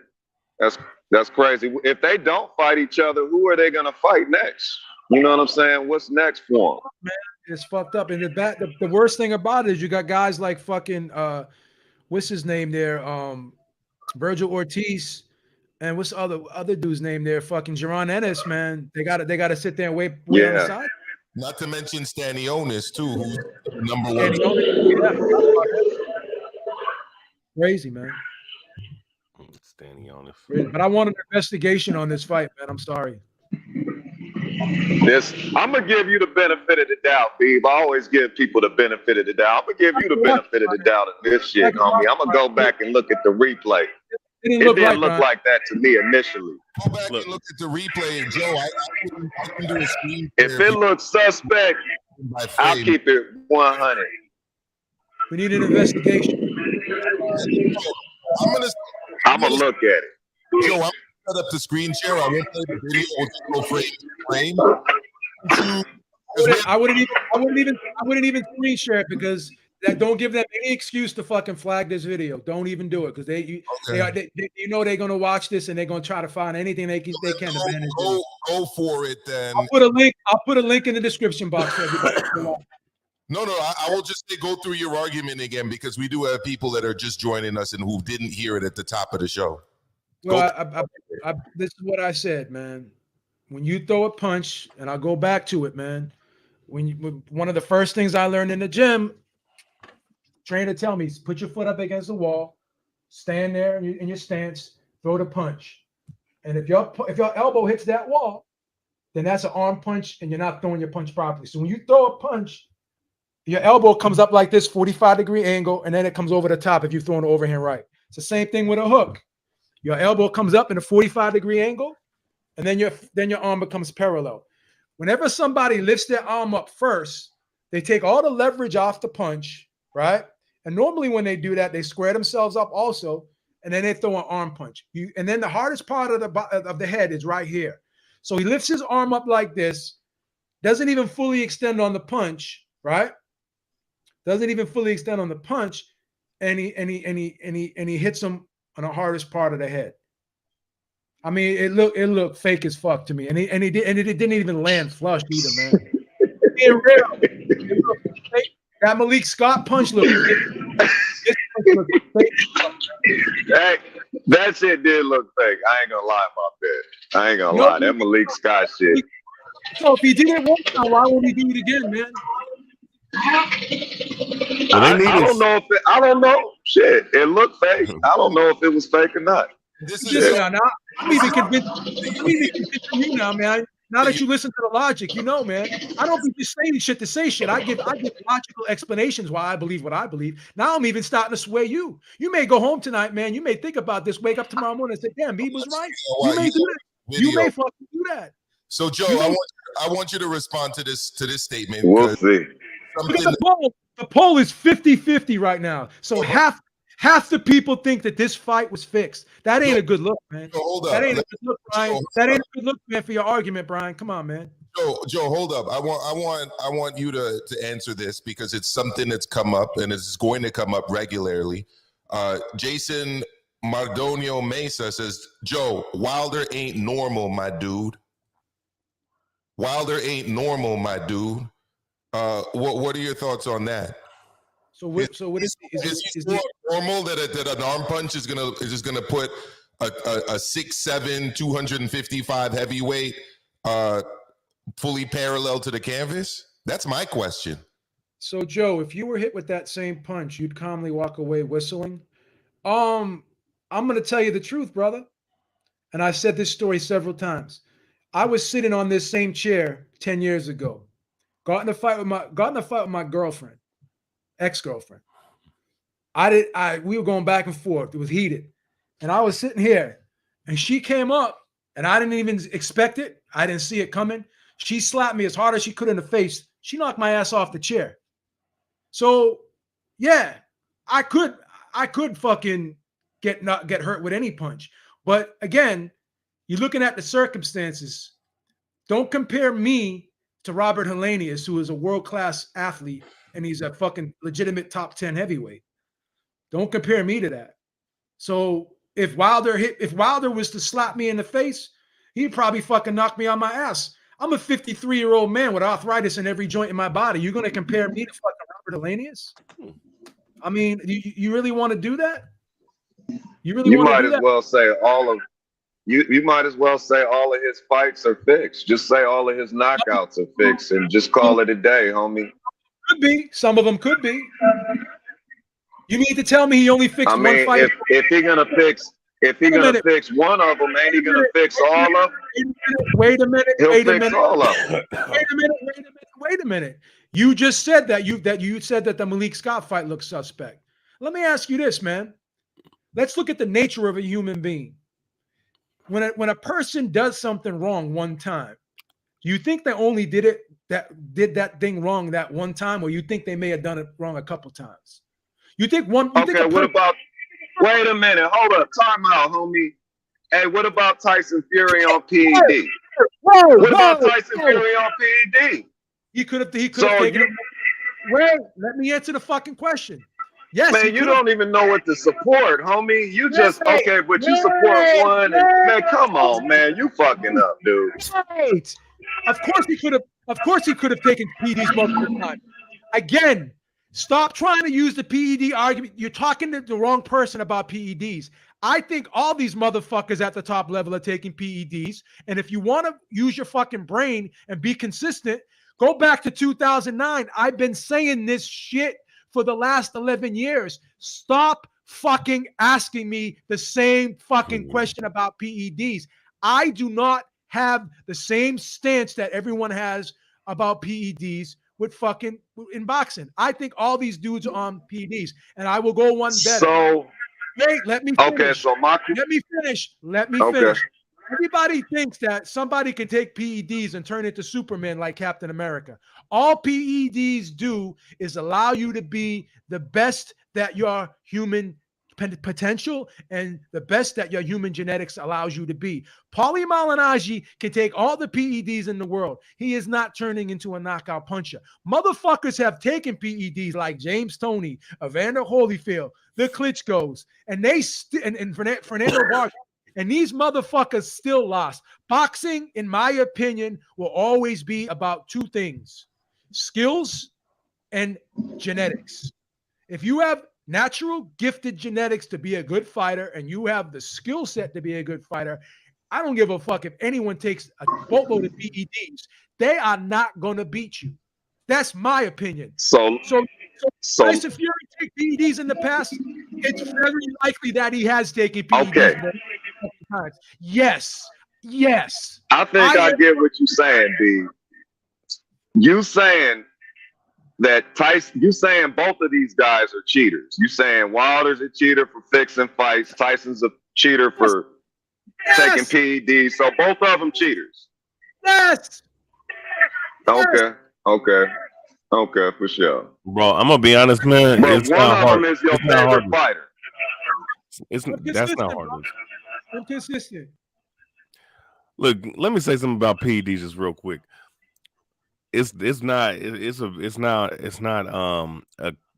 secret that a lot of these guys in professional sports in general, all right, take them because the guys that are in the sport have always said that these top level guys, especially in MMA, boxing, take the shit. I would say the top dudes, I'm gonna say 85 to 90% of them do. That's not. I would say at least 95%, my opinion. Yeah, 85% is being generous. Most of them guys are either on EPO, some designer steroids, all right, that they get off the counter, that off the books, or they're taking anabolic steroids or HGH. It's one of the four, all right. So this is what's going on, man. This is something that it's not hard to grasp. I mean, that's why when we deal with Floyd Mayweather, he got caught twice failing drug tests. I remember who was that? Leave It in the Ring. They brought that out a couple 10 years ago. You know what I'm saying? It's not like it's not like this ain't going on. So it's not like it's impossible to believe that these guys are not doing it. You know what I'm saying? So let me ask you a question, Brian. What's worse? What's more dangerous for a fighter? Putting him in there, putting a guy like a Rod Salka versus Danny Garcia, who's a fucking 100-1 underdog who has no chance of winning.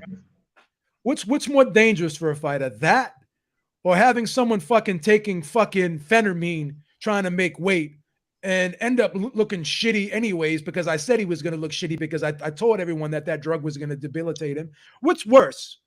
Because everybody thinking, oh, well, Oscar Valdez could have killed Consacao in there. Why? Because he took a fucking appetite suppressant? How many motherfuckers are going to go out there? So if someone takes a fucking appetite suppressant, we're going to charge them with attempted murder if they get in the ring? Get the fuck out of here, man. I'm sorry.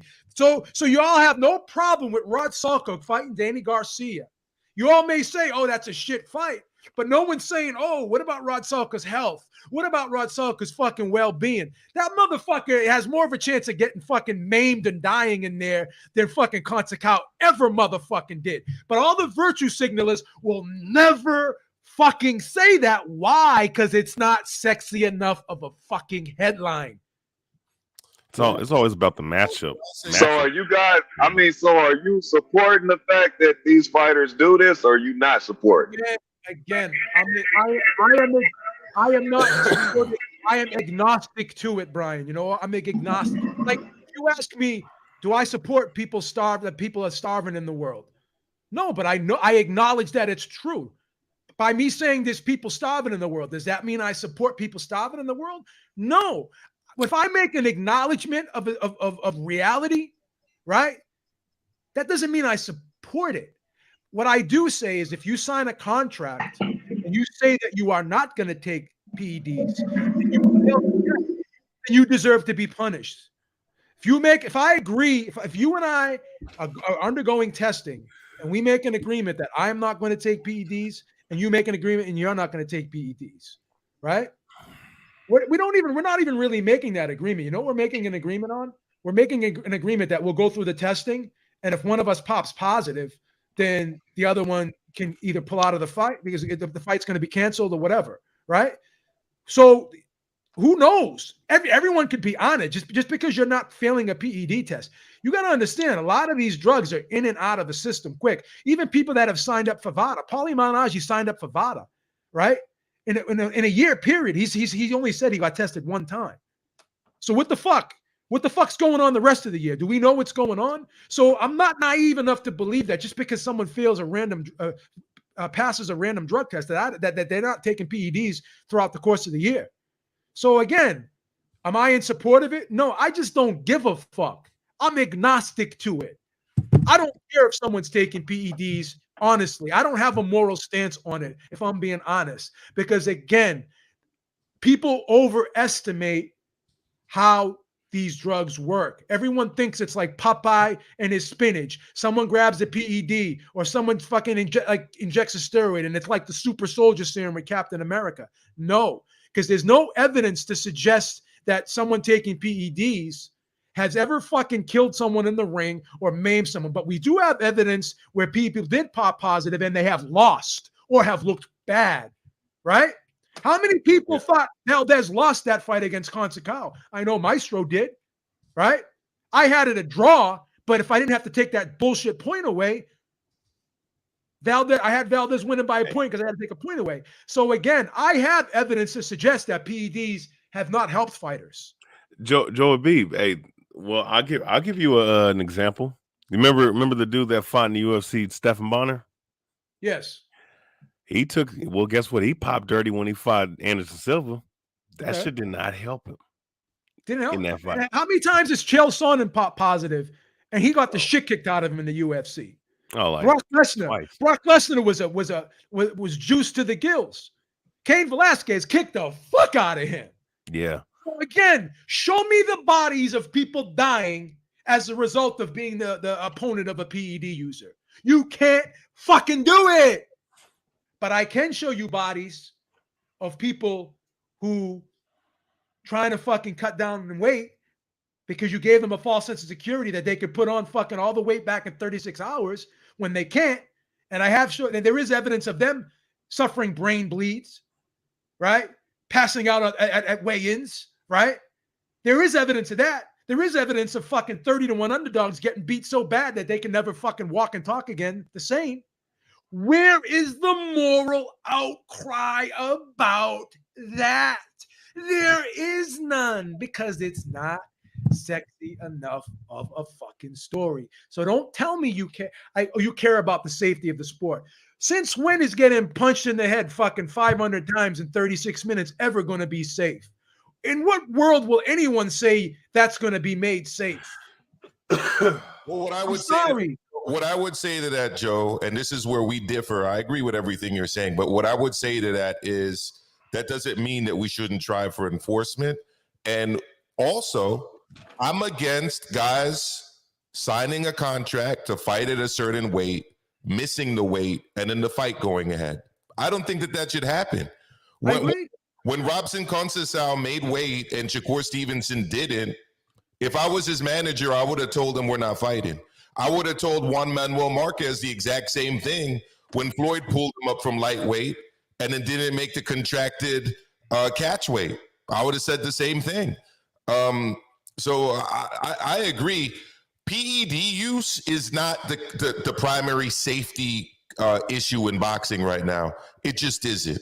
There are a lot of other stuffs going on that need to be fixed. Weight, one of them. Mismatches, the other one.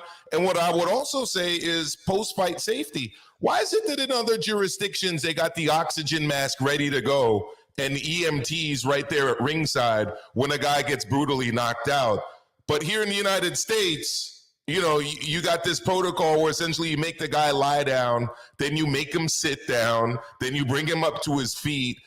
Okay, there's some validity in that. I've done concussion training as part of my job. I got to renew that cert every year. But at the same time, we also know the importance of oxygen. Why isn't that brought in? So, I mean, we could spend the next 15 minutes talking about all of the stuff that boxing needs to do to improve safety. Another one being these weight cuts. We all know what the dehydration does to the body and does to fluid in the brain. But yet, you rarely hear about the need to adjust that or ways that we can fix that issue. So, look, what we need more in boxing actually are stronger protocols and stronger enforcement. That's my view. Yeah, I mean, when I say this whole thing about the virtue signaling, and when people say, "Oh, well, someone's life is on the line, you can kill somebody in there." Again, that doesn't mean that I'm saying if someone pops positive that they shouldn't be punished. If you agree to not take something, or you agree to undergo testing, and if you fail the test or you come up with an adverse finding, then you have to face the consequences, bro. Okay, so we got a comment here from Shorty Banks. Nobody on this panel could take that punch. I'm not a world-class heavyweight fighter. I'm not a boxer. Again, I'm a 53-year-old man. I'm a public school PE teacher in the Bronx. What does it have to do with anything? I mean, I'm not getting in the ring to fight Wilder, okay? But at the same time, we're talking about world-class heavyweights. That's what Robert Helenius was presented as, a world-class heavyweight. And for a world-class heavyweight to get dropped by an off-balance arm punch leads to people looking at the video and drawing their own conclusions. No, I don't. Joe has drawn his own honest conclusion based on the fact that Wilder did not have his feet set, he was off balance, and he was squared up, and he threw from the arm. Threw an arm punch. I look at that, and I also think it's suspicious. When I first saw the shot, Maestro, like live, right? I'm looking at it. I'm like, wait a second, bro. I heard the shot it land, but come on, man. This dude, the way he fell and the way he reacted, he really just lay flat on the ground like he got shot in the head. You know what I'm saying? Like it didn't look authentic. The reaction didn't look authentic because that shot, he lowered his head, and like you said, it really was an arm punch. It was one of those punches that it lands, but it deflects off your off your forehead, man. That's one of the hardest spots on your head. You're telling me didn't even land flush either, Brian. I'm sorry to interrupt. I don't think it landed flush. It didn't. That's why I said it literally deflected off his head. You know what I'm saying? It didn't land flush at all. So and the fact that it did, it's like, okay, it land. Oh, okay, now it's my time to do the acting job and just lay flat on the damn ground. Like that should look like some WWE scripted shit, man, to me. I'm gonna be honest with you, man. I was disgusted by it. I really was. I'm sorry. I was just disgusted. So let me ask you something. How different of this? I mean, it didn't go a full round, right?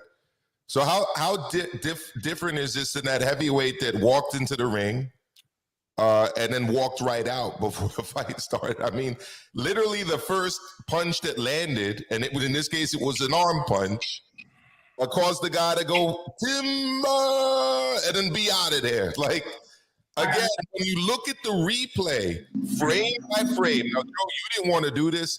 I don't give a damn. I'm going to do it on my channel. I'm going through it frame by frame. I'm gonna look at it too, man. I'm with you, Maestro. I'm about to look at the replay 1, 2, 3, 4 times on me. Let's do it frame by frame, so we could look at this and see where was the power generated from. Where did the punch land? Where was the balance of the two fighters? I mean, it's a legitimate question. And I said this before. I'm going to finish on this show. In the past, post-fight interviews, though, Jim Gray, I understand that's Showtime, but they done it on other networks too. They'll re-show the end of the fight, and then they'll ask the fighter to comment on it. What happened? Well, could you explain what was going on in this situation? Talk about the punch. Talk about getting dropped. But none of that happened in this case. We didn't get an opportunity to do that live on the broadcast. So we're doing it now. And I'm going to do it on my channel as well. Joe, go for it. I mean, everyone's trying to say this is a personal thing, but Brian Pryor, Cali King, we've had conversations about Deontay Wilder, man. And I've said, hey, man, don't be telling these fools my last name, homie. Damn. No, I'm just playing. Go ahead. No, someone did cuss me out about that because there's two Brians on here, man. So I don't want to get y'all confused. But I'm just playing, man. I'm just playing. Okay, that's valid. If you didn't want me to say your last name, I apologize because that's right. I fucked up. I'm just playing with you, man. Go ahead, finish what you were saying. Legal team after me. But here's the thing. Me and Brian had a conversation offline. And on this channel, Eric, my partner, interviewed Wilder. We actually like Wilder a lot. So it bothered me personally when all the Glovegate shit came out. Because I always said, I look at the totality of the man. And I said this, Wilder was like a young man, 21 years old. And he had a daughter that was born, right, with a medical issue. And he had, we've seen 9 times out of 10, anyone in that situation runs out the back door. This dude worked, did what he had to do, was working jobs, boxed just so he could make money to take care of his family. So I respect the dude's story, man. I respect the guy, man. And I go back and look at the old interviews and just the way he talks, and I hear a lot of people who met him in person. He takes pictures, whatever. He's generally a nice guy. Where he loses me or where he lost me was I want to kill him in the ring. He almost created this character of himself. What? Or the YouTube people on here created this character of him, and he just tried to become this character, like this WWE character. And I question whether or not that is the real Wilder or not, or if that's just an image he's trying to play just to sell fights. I don't know. But for me to say I don't like Wilder as a person, I don't like Mayweather as a person, but I do like Wilder as a person. I do. My issue, Joe. Hey, let me ask you. Worse than the Glovegate, when he threw Mark Breland under the bus and said that his trainer spiked his water. As much as I hate that, and that was some bullshit, but that's how he felt. You want to talk about your suit being heavy? Okay. You want to talk about your Hey, opponent? can I ask you? Okay, but can I ask you guys a question? Brian, let me just say one thing real quick, and I'll let you burn for as long as you want. The reason, Okay. and again, I'm not trying to make excuses for Wilder, but I'm just going to be real with you. He was more mad at Breland for stopping that fight more than anything. So it's just like when you're getting ready for a break, you and your girl are going through times, right? And she's looking for an excuse to break up. She's gonna look on the sink and say, "Oh shit, man, you left 3 drops of water on the top of this sink. Fuck this, it's over." I mean, she's not really mad about that, but she's looking at other things and she's kind of pulling all that in there just to get rid of you, right? I think he was so mad at Breland for stopping that fight that he had to find a way to cancel this dude, right? And Beach, can I say one thing? I think he was more mad about Breland for pulling the plug. I think that really offended. Just like when Paulie Malignaggi was so mad at Buddy McGirt when he fought who did Ricky Hatton fight when they pulled the plug on him and he got so mad. Remember that fight that he got pulled out of? Oh, Ricky Hatton. But see how mad fucking Paulie went on and all the shit he was saying at Buddy McGirt, how he's a shit trainer, this, that, and the third.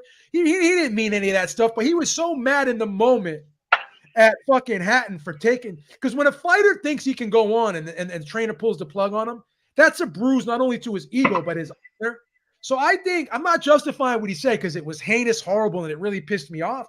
But I think he said that because he was more mad at fucking Breland stopping the fight, so he had to find any reason to try to cancel the dude. Go ahead, Beezy. Yeah, I could agree with that right there, but I just want to say 2 things. When you go replay the thing, Maestro, make sure you replay the 2 fights. The Fury last fight, one time he hit him with that short little hook right there when they were standing up and Fury fell, and the fight from last night. And I want to say the next thing. Helenius was actually coming into the punch. The third fight with Fury? You're talking about the third fight with Fury, right? Yeah, the third fight with Fury, yes. I don't know. I think it was the second knockdown. They was like hugging up in the middle, and he just hit him with like a little small one, and Fury fell. Look for that right there. Without you look at the replays later on. Your show coming up, so I just followed you. My show's coming up at 12. Actually, I just followed you. I got you. I got Kenny T waiting to start the show with me. So hold on. Go for it. Beeps. And next thing, Beeps. Look at the Gervonta Davis fight, like the Rolly fight. One time, you saw how Rolly was coming out to the punch, and Gervonta barely threw it, and he hit him and knocked his ass out. It's the same thing how Helenius was coming in. He was just coming in so heavy. His weight, the weight. I'm just trying to give you an example. Like, you know what I mean? It was two guys back against the ropes. It wasn't no powerful punch. But when your weight coming too in them small ass gloves, your ass can go to sleep, bro. Here's a problem with your argument, BZ. I did. Go ahead, Maestro. I'll check you out later, man. I gotta get going, Joe. Links in the private chat. When you're done over here, just let people know. Thank you. Yeah, make sure you check out Maestro. But check this out, bro. Here's the difference with your argument. Helenius just leaned in. Didn't even look like he was throwing a punch, man. Other dudes, you could tell, like Rolly was trying to throw a punch. Helenius almost was like, "Here's my face. Hit me, Deontay." I'm just being real, man. Go back and watch it. Like when Helenius leaned in, his motherfucking hands was almost down by his waist, bro. I'm being real. Go back and watch it, man. I watched that motherfucking thing. You want mute? Hey, B. Hey, Brian, I'll let you burn. You wanted to burn. I cut you off, bro. I apologize. Hey, B, let me ask you a question. Serious, okay? You think Wilder has been good for boxing? 130%, yes. Do you think he's one of the most? Hold up, wait. Do you think he's one of the most popular American fighters? Yes. Okay. Did Tyson Fury get the needle going on the heavyweight division, or was it Anthony Joshua and Wilder? Anthony Joshua and Wilder started it. Okay, for sure. That's all I wanted to know. That's it, man. I appreciate what these guys do to make the sport bigger. You know what I'm saying? That's it, man. I got crucified last week on my show because someone asked me, For what? someone asked me, would you vote Deontay Wilder into the Hall of Fame? I said yes. You said no? Oh, okay. I said yes. And I'll tell you why. This is why. Because the problem I think people make is when they compare these guys and they try to look at the criteria for voting people in. I don't compare. I mean, I do compare fighters to other eras, but for the the intent of voting someone in the Hall of Fame, I can only compare someone to the fighters in his era. He's the longest reigning heavyweight champion in his era with the three-headed monster. He had 10 title defenses. He was champion the longest. Did he have great guys on his resume? No, but he had good guys on his resume. He had solid guys on his resume. Right? So, I would vote in the Hall of Fame based off of. I mean, man, when it comes to that, it's called the Hall of Fame. Fame is for famous, right? That's what the Hall of Fame is for. How famous he was while he was a boxer, because I based him on what he did compared to the people in his era. When I look at what Joshua did, and I look at what Fury did, Fury only defended the heavyweight title that he won one motherfucking time. You know what I'm saying? So I gotta give Wilder credit for defending it 10 times, right? You know, he was part of that two-headed monster, and which became a three-headed monster. Name five. I got a question for people, because I'll be hearing people they be like, "Oh, Wilder don't need to be in the Hall of Fame," but isn't Sylvester Stallone in the Hall of Fame? But Beeb, is Sylvester Stallone in the Hall of Fame? Yes. Okay. What's his resume? None. Is Ivan Drago, is Clubber Lang, or them dudes real, or was the movie just famous? It's a famous boxing movie, right? The movie was based on Muhammad Ali versus Chuck Wepner, and then Chuck Wepner sued fucking Sylvester Stallone, and he had to fucking pay Chuck Wepner fucking money, man. So it is what it is. Let me let Divine jump in, man, because I know he got a lot to say. What's up? What's up, Divine? Yo. Actually, I'm about to go to bed, man, and I hear you out here talking some crazy shit out here, Joe. What's going on, Joe? What are you doing to me, Joe? I mean, y'all weren't saying the Glovegate shit was crazy, though, right? I mean, there's speculation. Yeah, there's speculation, but it's not speculation here. Nah,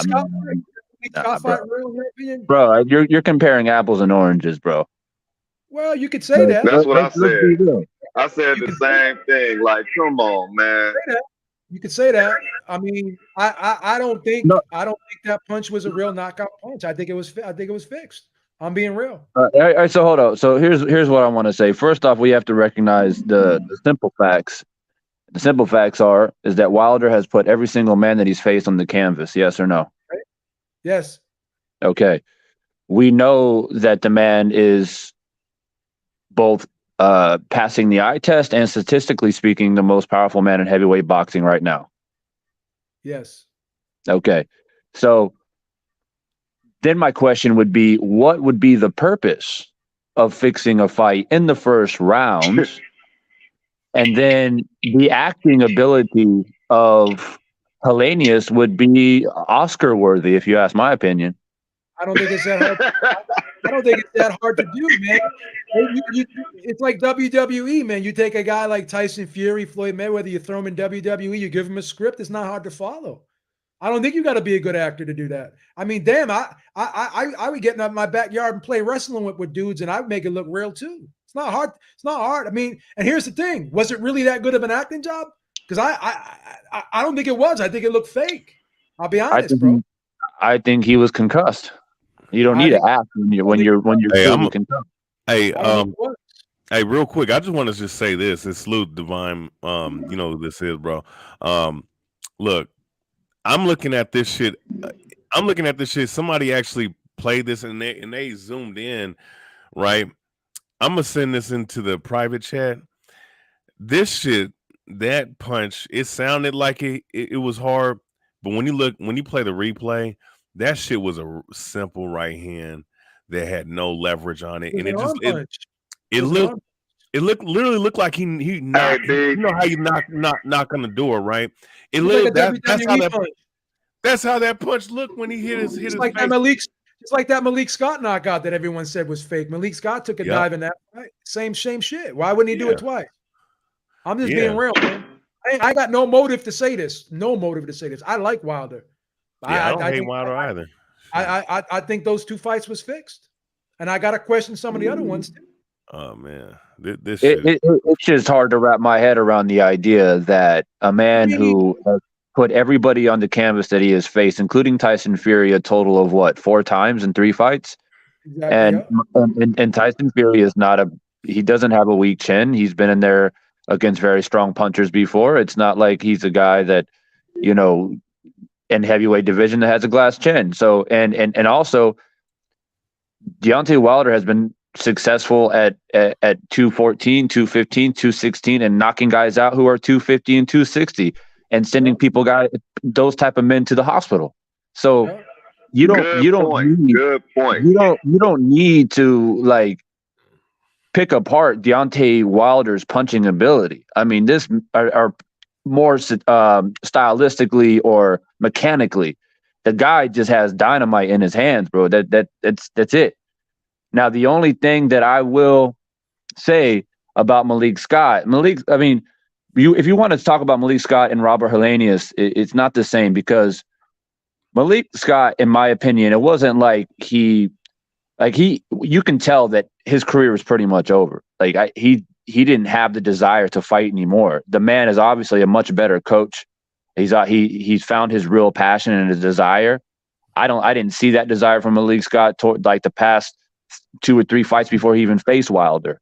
But Helenius, coming off of a 3-fight win streak, who is not a young heavyweight, he has been searching to actually contend for a title. This is a title eliminator last night, Joe. It was a title eliminator. So you're telling me that he's willing to throw those things aside and take a big giant shit on his country, on his pride and ego to what? Help build up Wilder for what? An extra money under the table? That's an attack on Helenius, bro. Here's the thing, brother. He knew he wasn't going to win the fight. They both knew they weren't going to. Wilder knew that he wasn't going to lose, and Helenius knew he wasn't going to win. It was just such a mismatch, basically, right? So Wilder and him just basically say to themselves, why am I going to beat the shit out of you, hurt you why not just get it out the way, man? Why not just do me a solid? I'm not going to win anyways. Why not just bow out gracefully? Why go through the rigors of a tough fight where where the outcome's going to be the same anyways? Why not just bow out gracefully? He's a sparring partner, bro. He's there. He was always there. What are sparring partners there to really do? They're there to make you look good. Really. Once a sparring partner gets better than you in camp, what happens? He gets sent home, right? Sparring partners aren't there to make you look bad. They're there to make you look good. He went in there with the sparring partner's mentality. He knew he wasn't going to win that fight. So he just bowed out gracefully. We could say all these other righteous, honorable things, but again, man, I mean, come on, man, this sport isn't honorable. This sport isn't honorable, man. It really isn't. It never has been. Other people have taken dives before in the past. There's been fixed fights. Boxing has had a history of fixed fights in the past. So you're asking me, why would a guy bow out of a fight that he wasn't going to win anyways? I mean, I'm just being real with you. Like, he wasn't going to win the fight anyway, so I might as well just bow out gracefully. Just get it out the way, man, so we don't have to beat the shit out of each other. Was anyone picking Helenius to win that fight? No. You had a better chance of getting struck by lightning 3 times in the same day than Helenius winning that fight. That's what the odds told you. So why did he take a dive? Because basically just to confirm the inevitable. He was going to lose anyway. So why go through the rigors? And again, like I said, this dude's been over Wilder's house. They're very friendly. Wilder said, "I want a body on my record," and then he knocks this dude out, and he's crying in the post fight, worrying about the guy's health. I mean, it just doesn't make sense, bro. And me knowing boxing, me knowing body mechanics, me knowing, and you weren't here earlier, but I showed the body mechanics of punching, and I showed drills that my trainer showed me back when I first started long ago. Whenever you lift your elbow up and you punch from the elbow, that's an arm punch. The elbow comes up in a 45-degree angle, and the arm comes out straight. So you're never fully lifting your elbow up like that. It looked like a WWE punch hits him on the hardest part of the head, right?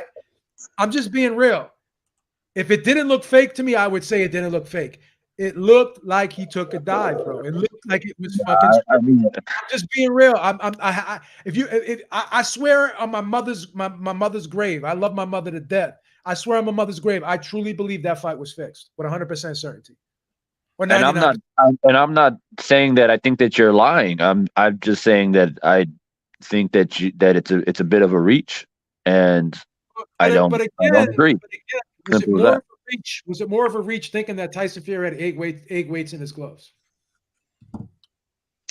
Yo, B. Could we say it's equal? Would you concede that? I would say that you don't have to, but would you say it's equal? I think putting egg weights in your in gloves and getting hit flush on the face by the most devastating heavyweight in boxing right now is not a fair comparison. No, but is it more of a stretch to think that someone could literally put egg weights in their glove when the fighters opposing fighters trainers in there watching the hands getting wrapped, right? All right. And the commission checked everything out, and then he goes and knocks Dillian White out. So he's shown that he has power too. Like all these guys have power at heavyweight, majority of them. They can knock anybody out. All these guys can knock each other out if they hit each other right. Sure. Right? Yep. So we at least say that's as equal as a stretch as this is. You don't have to agree. I think it's a very similar comparison. Is it apples and oranges? Again, I'm not saying it's the same. I think there's a similarity to it because both are egregious acts. Both are illegal. Both would be considered kind of a form of cheating, right? So I'm not saying they're identical, but they're similar. So could we agree, or would you want to agree that both things are rather it's a dive, rather it's hand wraps, rather it's spike water. Those are all like I understand your point, and it's a form of cheating. I understand. Okay. But again, to me, it just feels like we're talking about a man that truly has shown to hurt people, hitting them anywhere in the face. And he's never had the most sound mechanical skills or mechanical punching technique anyway. We're not talking about a mechanically sound heavyweight who punches together perfectly like a Usyk or somebody like that. He's always been unorthodox. He's always winged punches, but it's never really mattered. He's hit people in the neck before and has knocked them out. You know what I mean? Like, you don't have to hit in heavyweight division somebody flush on the chin, right? You don't have to hit them in the eye socket or behind the ear to knock off their equilibrium. You can touch anybody, anywhere in the face in the heavyweight division and drop them and knock them out. And we're talking about a man who has the highest KO ratio in boxing and is arguably one of the most devastating punchers in heavyweight boxing history, bro.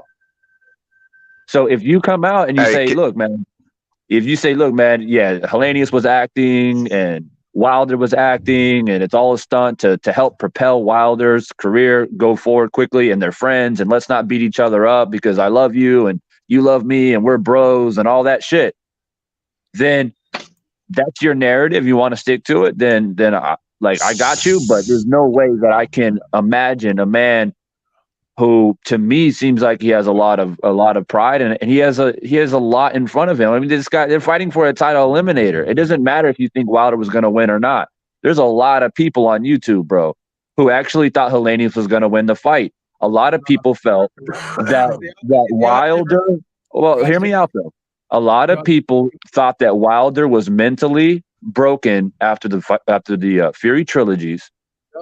A lot of people also said that Rocky 214 was going to Balboa. be. Oh my God, what a dumbass. Okay. All right.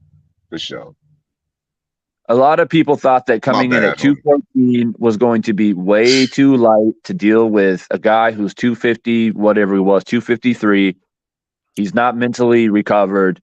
Helenius is going to come in, walk him down, and wear on him and do basically take a page out of Tyson Fury's book. Tyson Fury in the second fight didn't do anything fancy. He didn't come out there and box Deontay's head off. He just walked him down. Yep. Now, does he have better defense than Helenius? Sure. But Helenius is far bigger, and a lot of people were not they were not encouraged, and they didn't believe that Deontay Wilder was ever going to be the same after, quite frankly, 2 wars, 1 war for sure in the third fight. In the second fight, he got beat up. Okay. So it's not like this guy was just a fucking tomato can, bro. I don't think that's fair. Right? Oh, you know, bro. He was like a 10-1 underdog. Like he wasn't going to win the fight. Hey, B. So I just want to ask a question, B. I just feel like a lot of people continue to find not you, Joe. I'm not pointing you in this scenario, but there are a lot of people out here always finding one way or another to discredit Deontay Wilder. And I just feel all the time. So I just feel like, okay, so what happens if he fights Usyk and Usyk outboxes him for the whole fucking fight and Wilder lands something big? A lot of people are going to come out here and say, oh, well, that, you know, of course he's supposed to knock out Usyk because Usyk was actually a cruiserweight before. He's not a big man. If Wilder's knocking out 253-pound man, what is he going to do to a 220-pound man? Well, the whole argument with Usyk, people are just trying to tell me to forget about Usyk's fight with Chisora, who I think I had the fight 115 and 113 for Usyk. I think Usyk is a great fighter, but just because he beat one guy, I'm not going to sit here and say that he's like the man. I don't think it's unfathomable to think that Fury or Wilder knocks out Usyk. I would probably pick, if I'm being honest, I would pick Wilder to beat Usyk because Joshua did get to Usyk. The problem with Joshua is he fades late all the time. Wilder gets second wins. Wilder doesn't get tired. I think Wilder's got quicker feet than Joshua. I think he's better conditioned. Now, styles make fights. If you ask me who would win, I would pick Wilder against Usyk. I've already said that. I would pick Wilder against Joshua. Hey, B. I think Fury's the best. But hey, again, you know, let me just finish, Brian. I'll let you go. Okay. I'm just looking at what I saw. And I don't think that he extended on that punch. I don't think he turned it over. And Helenius basically leaned forward with his hands down by his side and said, basically, hit me on the top of the fucking forehead. Now, does that mean I don't think Wilder can punch? No. And again, here's another thing that I hear a lot, that Wilder has no skills. Again, the guy was a bronze medalist. He's got a very underrated jab. He's got quick feet. He's got pretty decent footwork. Does he get wild sometimes? Yes. But he has shown the ability to do some good things in there when he wants to. So I'm not going to sit there and say, like Teddy Atlas says, the guy can't fight. The guy can't spell fight. Again, like, is he Sugar Ray Leonard? No. But again, he's not some fucking scrup either. I think his boxing skills are underrated. He knows how to blind you with the jab. When you go back and look at the Stavern fight, the first one, I think he boxed beautifully in that fight. So I don't think he's a bad boxer. I just don't think he is. I just think some of his shots are wild and unorthodox. But there are times when he does throw a perfect 1-2, where he will set up a shot. He'll jab you to the body and then kind of force you to drop your hands, and he'll come over the top of his right hand. There is a method to his madness. I don't think he's as unskilled as people say he is either. Before I let you go, Brian, let me just shout this super chat out here. Rider of the Storm. Mike Tyson has fixed fights, and Rocky Balboa has a better result. That's what I wanted to talk about. Even if it's fictional. I mean, again, I'm just going to say one thing. Mike Tyson. Let me just finish this one point and I'll let you burn. This is not the heavyweight division of the 90s. and it's not the heavyweight division of the 70s. So no one really has a phenomenal resume in this era of heavyweight boxing. So everyone, you can always look to Fury, you could look to Joshua, you look to Wilder, and you could say there's one or two guys missing that they should have fought. That's all I'm going to say. Go ahead, Brian. Mike Tyson had some fights fixed. This is like new to me. I didn't know.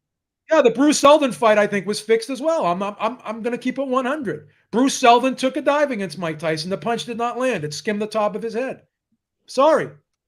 I mean, there has been fixed fights in this sport. I'm not going to be naive enough to think that it hasn't gone on and doesn't still go on, right? Mark Gastineau was under investigation for fixing fights.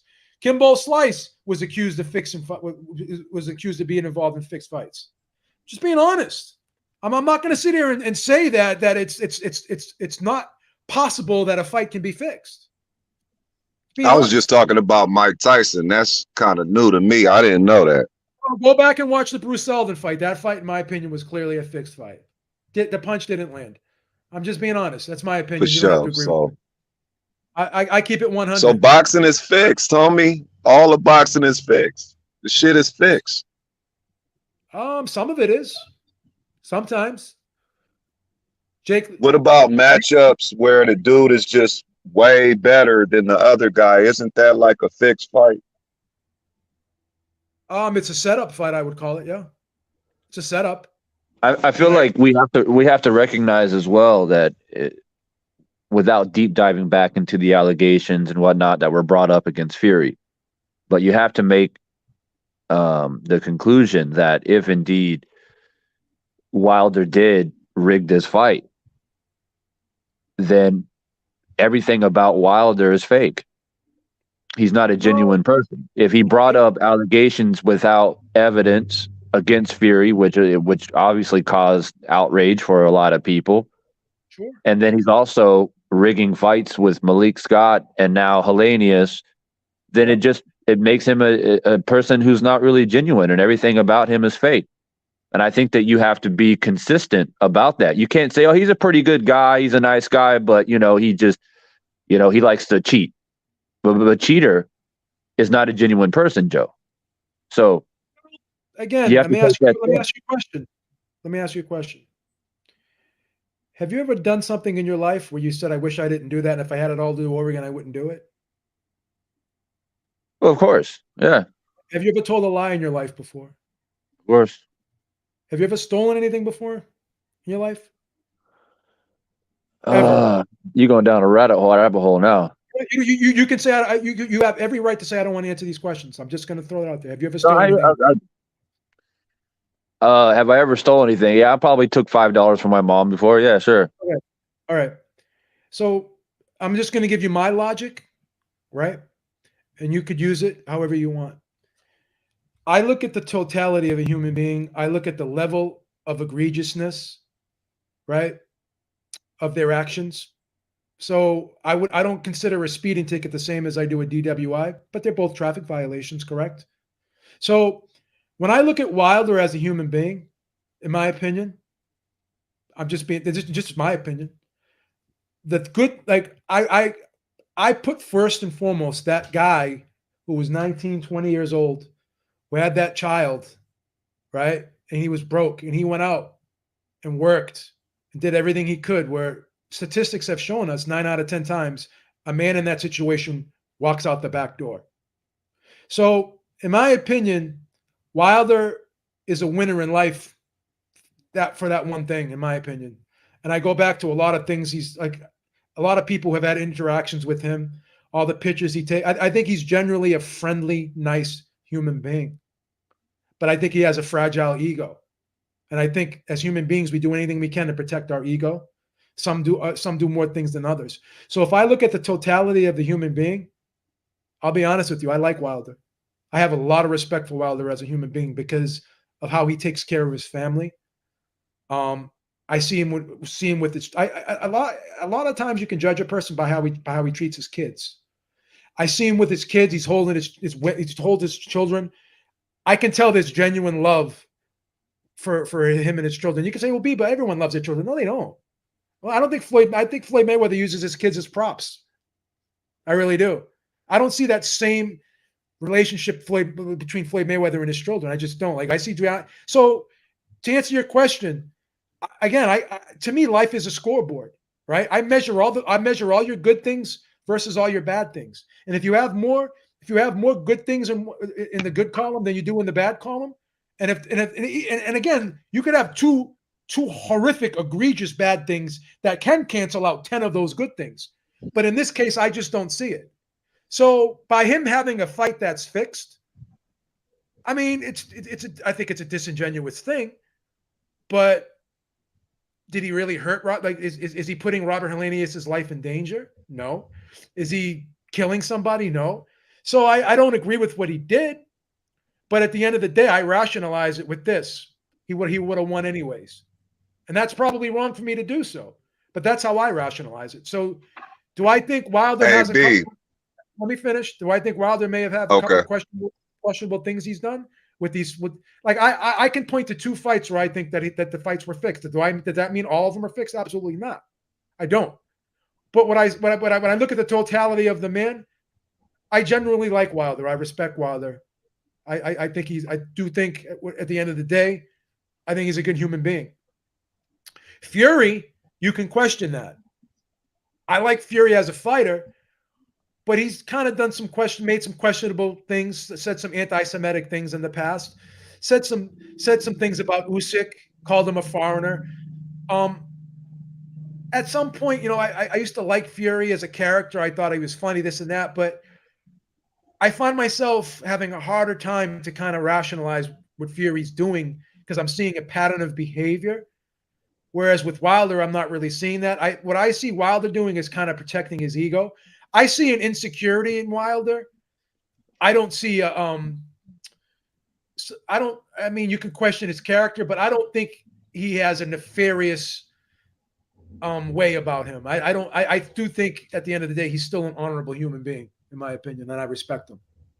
Fury, I think you can question some things about Fury because of some of the statements he's made, and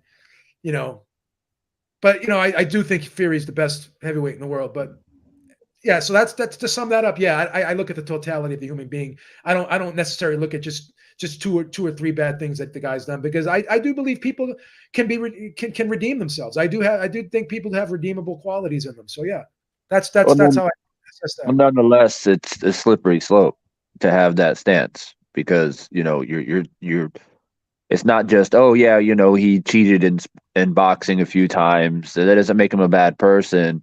But there's also like hypocrisy in there as well. You're going in there saying that he obviously went on a whatever it was 20-minute speech about how we got to protect fighters and this and that and all these admirable things.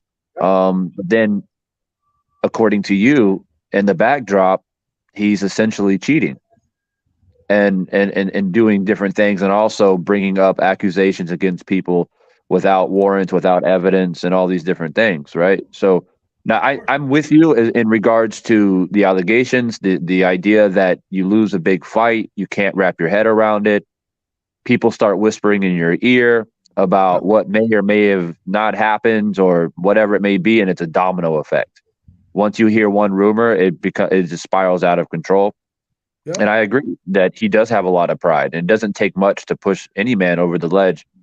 But I have a hard time swallowing the idea that he would rig fights. And I've seen that. I saw the punch. I mean, I called the fight live. And I was calling it punch by punch, and it looked like a legitimate punch to me in real time.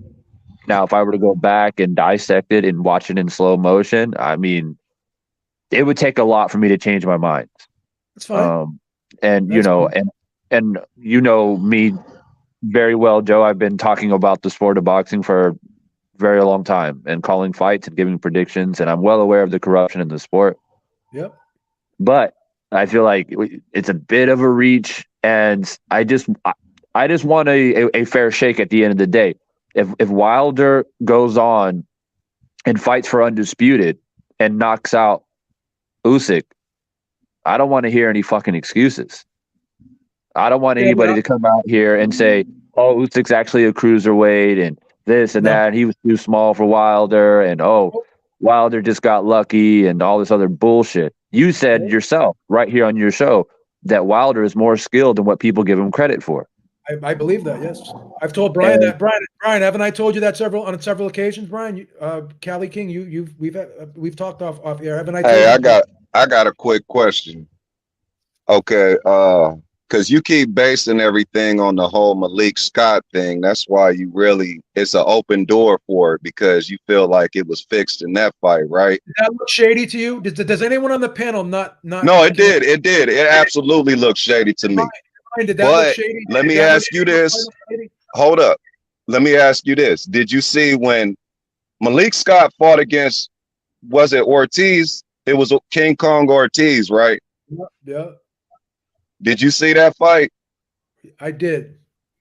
Was that fight fixed? Because it looked about the same. Like Malik Scott just jumps on the fucking ground every time you touch him. Same type of shit.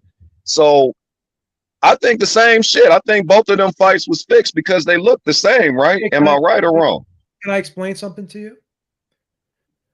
Whether or not both fighters are in on a fixed, there's been times where there was an Australian fighter, I forget who it was. Danny Green, I think it was. He fought somebody and he hit somebody, but not flush. And he basically just took a dive. And everyone in the arena knew he took a dive, whatever. So there could be instances where someone takes a dive and the other guy's not in on it. Right? So in that instance, but I'm saying I seen Malik Scott do it twice against Ortiz, and he did the same thing against Wilder. Like if he that fight don't want to get hit. In my opinion, that fight was fixed as well. But I don't know with 100% certainty if Ortiz was in on it or not. In this situation, I suspect that Wilder was in on it because just like the Malik Scott situation, he has a relationship with Helenius. Helenius has been over his house. He's very friendly with Helenius, just like he was friendly with Malik Scott. So this could be, buddies doing each other a solid. I'm just being honest.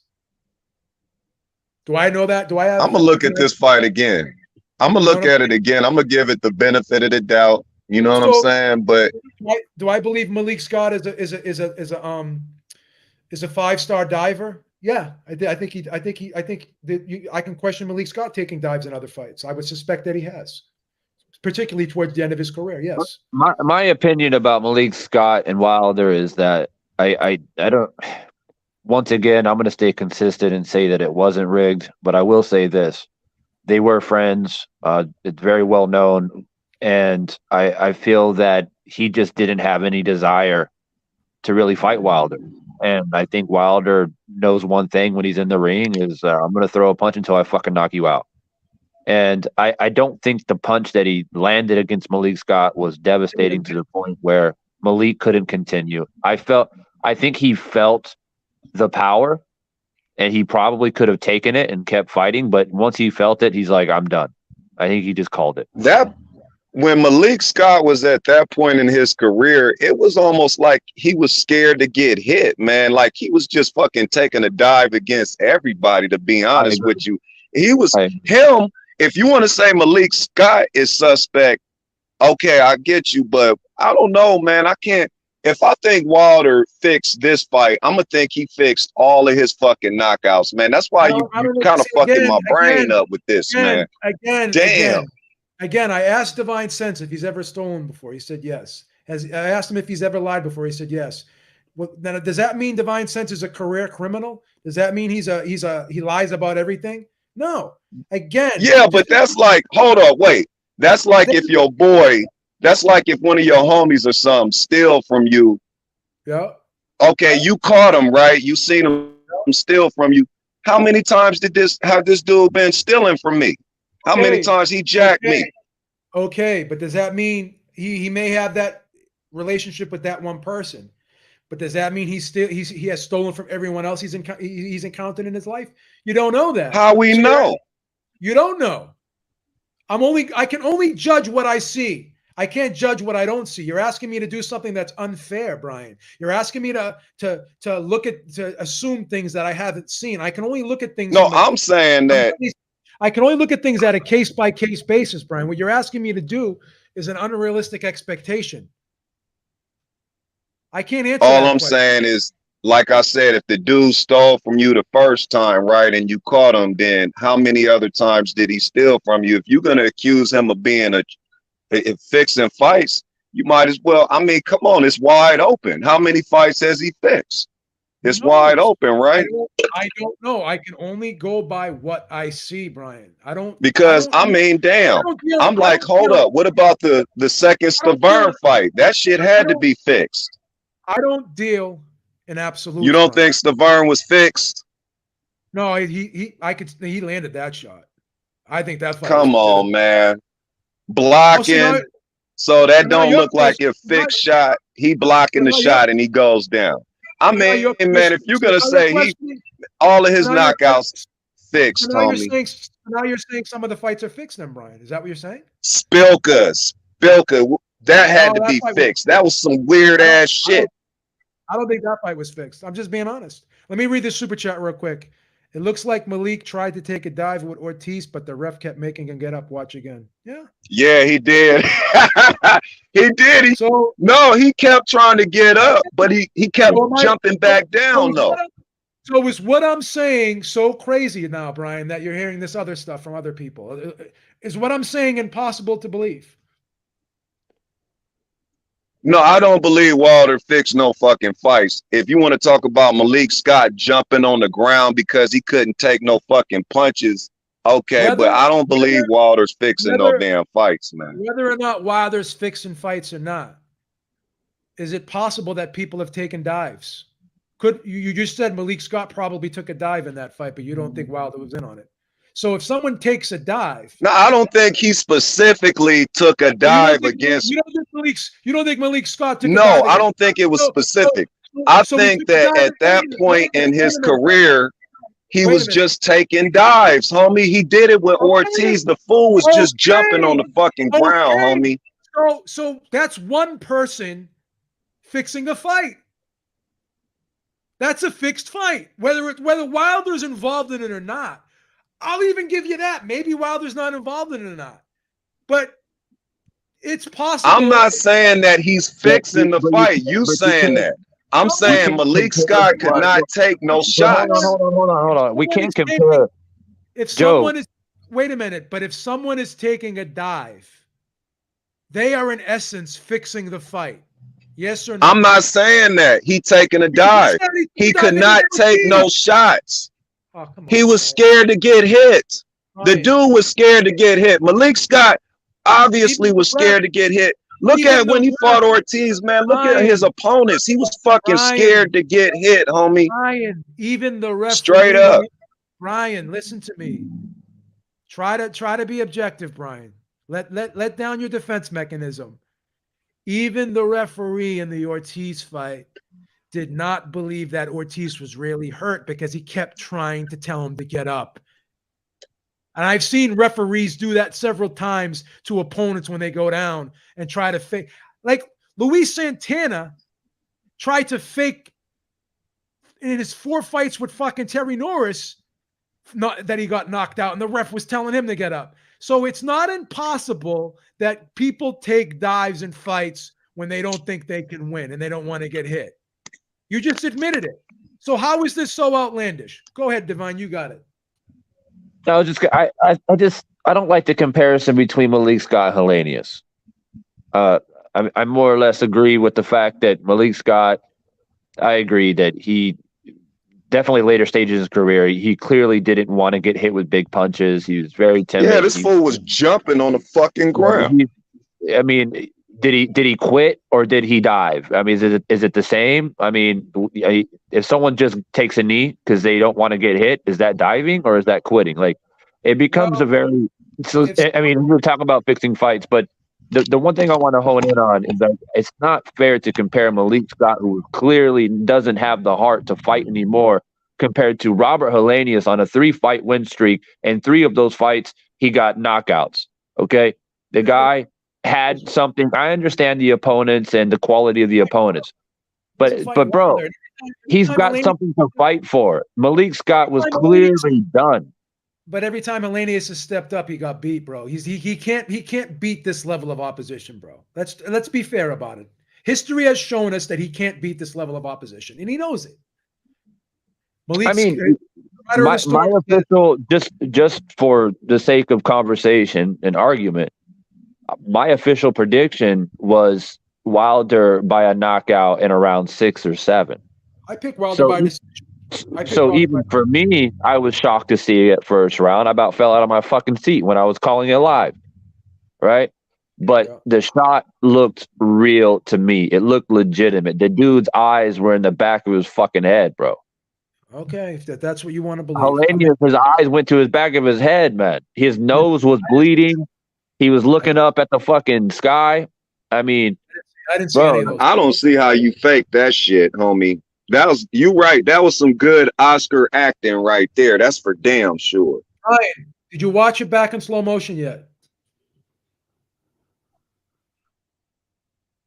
Ryan, did you watch? Have I watched it back in slow motion? No, I've been on here with you. Okay.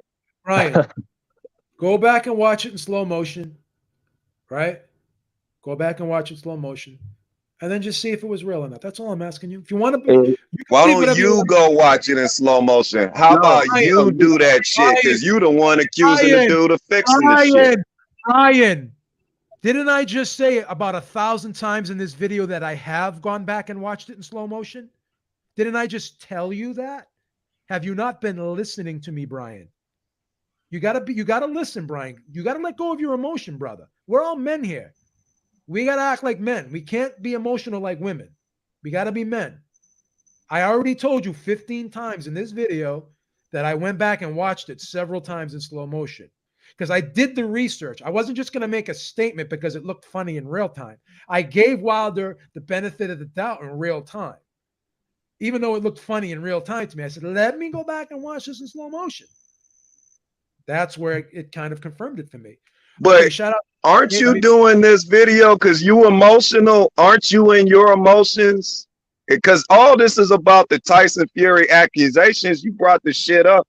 So really, you emotional when it comes to Tyson Fury. You making this video because you emotional, homie.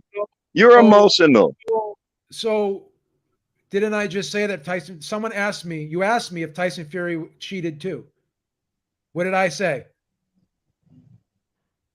What did I say? What did I say when you asked me if Tyson Fury cheated before in his career? What did I say? You said yeah, right? Okay, so how am I emotional if I'm being objective on both sides? How am I letting emotion?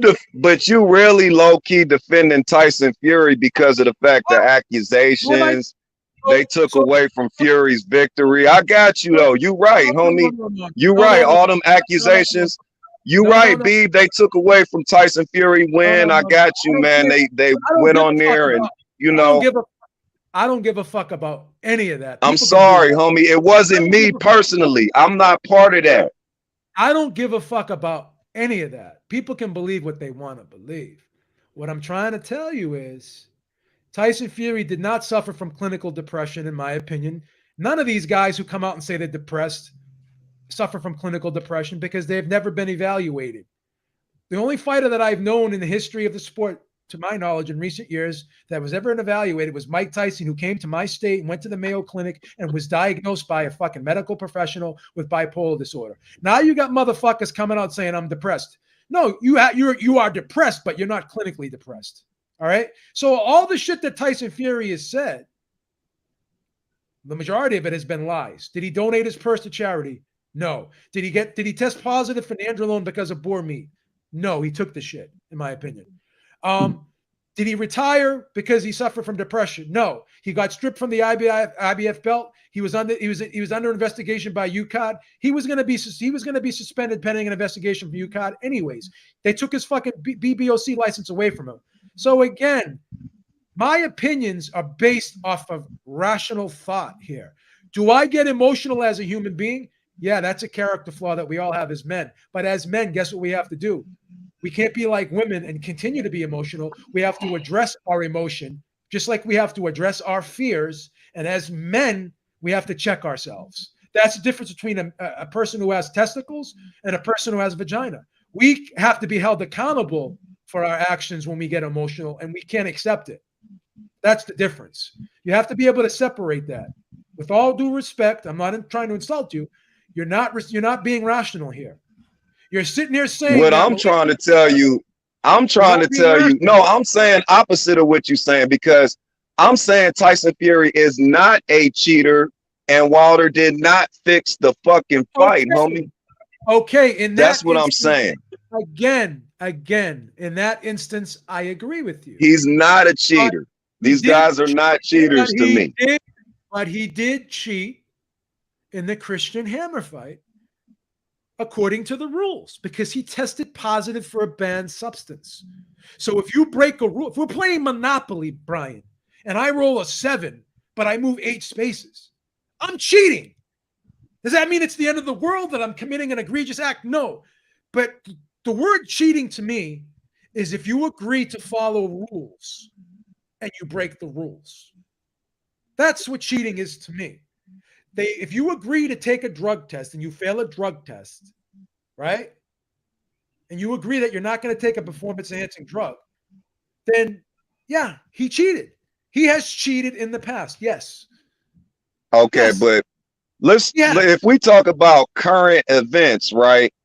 Wilder and Fury, all them accusations and shit. Okay. The glove gate, the fucking trainer, all that, right? Okay. You give it the benefit of the doubt. They fought again, and Fury beat him in the exact same way. It was like twinsies or some shit, you know? Yep. So it's like, okay, this man is not a cheater. Okay.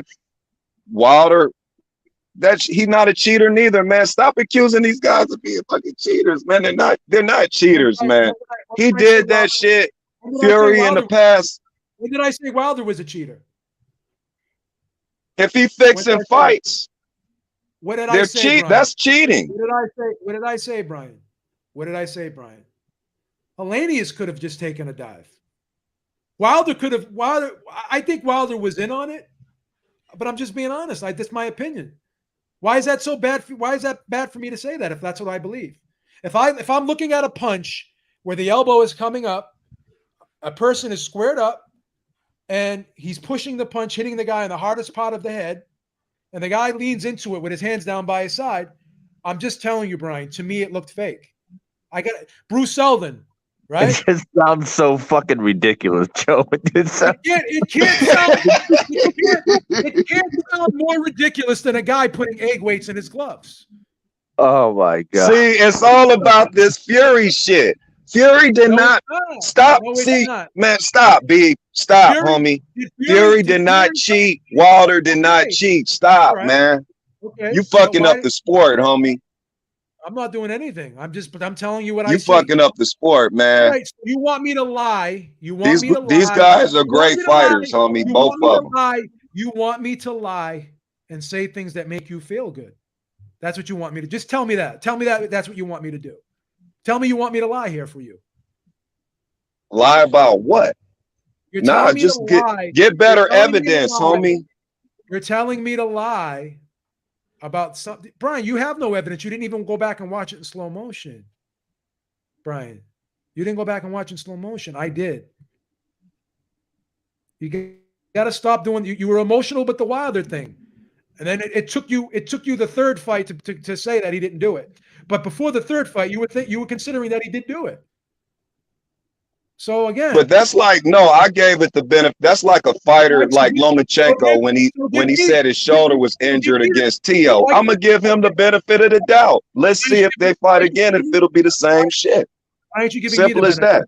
Why aren't you giving me the benefit of the doubt then? I just told you I'm gonna give you the benefit of the doubt, and as soon as we get off, I'm gonna go back and look at this shit. But initially, that's not how it looked. And even you saying that, I'm like, damn, that's what you got out of that last night. But since we here, here's the problem. This threw me for a loop. Here's the problem, Brian. Here's the problem, Brian. You're saying that I have an agenda and a motive to do what I'm doing right now. I really don't. I make shit money on here. I make $200 a month on here. I can go out and drive Uber Eats. I made fucking $600 working fucking 15 hours doing Uber Eats. This fucking does nothing for me, Brian. I have no incentive to do this. None. Not monetarily. The incentive is being right and getting the support. Why? No one agrees with me half the time. No one agrees with me. I thought Bradley beat Pacquiao. I disagreed with the world, Brian, because I saw something that everyone else didn't. I scored the first Pacquiao-Bradley fight 115 and 113. You thought Bradley beat Pacquiao on the first one? Yes, I did. Yes, I did.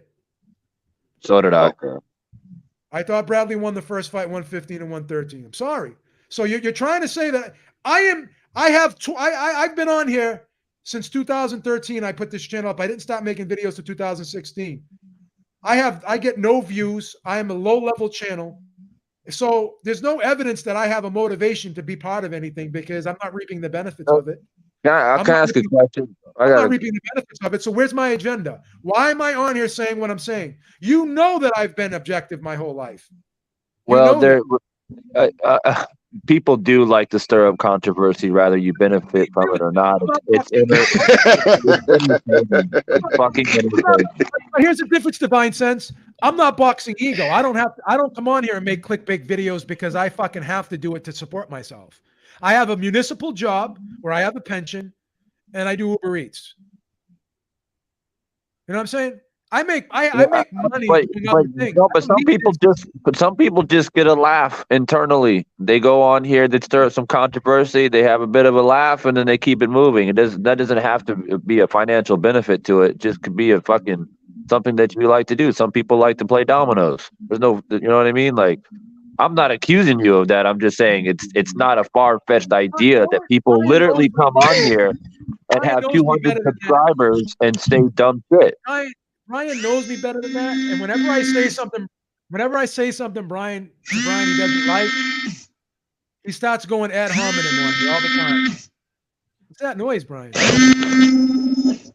What is that? Is that a fucking beeper? Jesus Christ. Every time he gets mad, every time I say something that elicits an emotional response out of Brian, he starts calling me hater, saying I have an agenda, saying I work for the FBI and I'm a fucking conspiracy theorist. Like, Brian, you've known me for years. I just say things that I go against the popular opinion a lot of times. Not always, a lot of times. I just see things that sometimes other people don't see. That's just how I feel. There's no benefit for me coming on here and saying what I'm saying right now. Nothing. I'm still not going to get the fucking views that Boxing Ego's getting when he puts his Glovegate fucking controversy out there. Sure. I mean, I never really ever talked about any of this stuff either. And in fairness, you never really made Glovegate videos that much either, to be honest.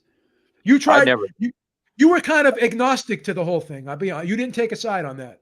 No, I didn't. I did a film study of the second fight, and I picked out some things that didn't look quite right.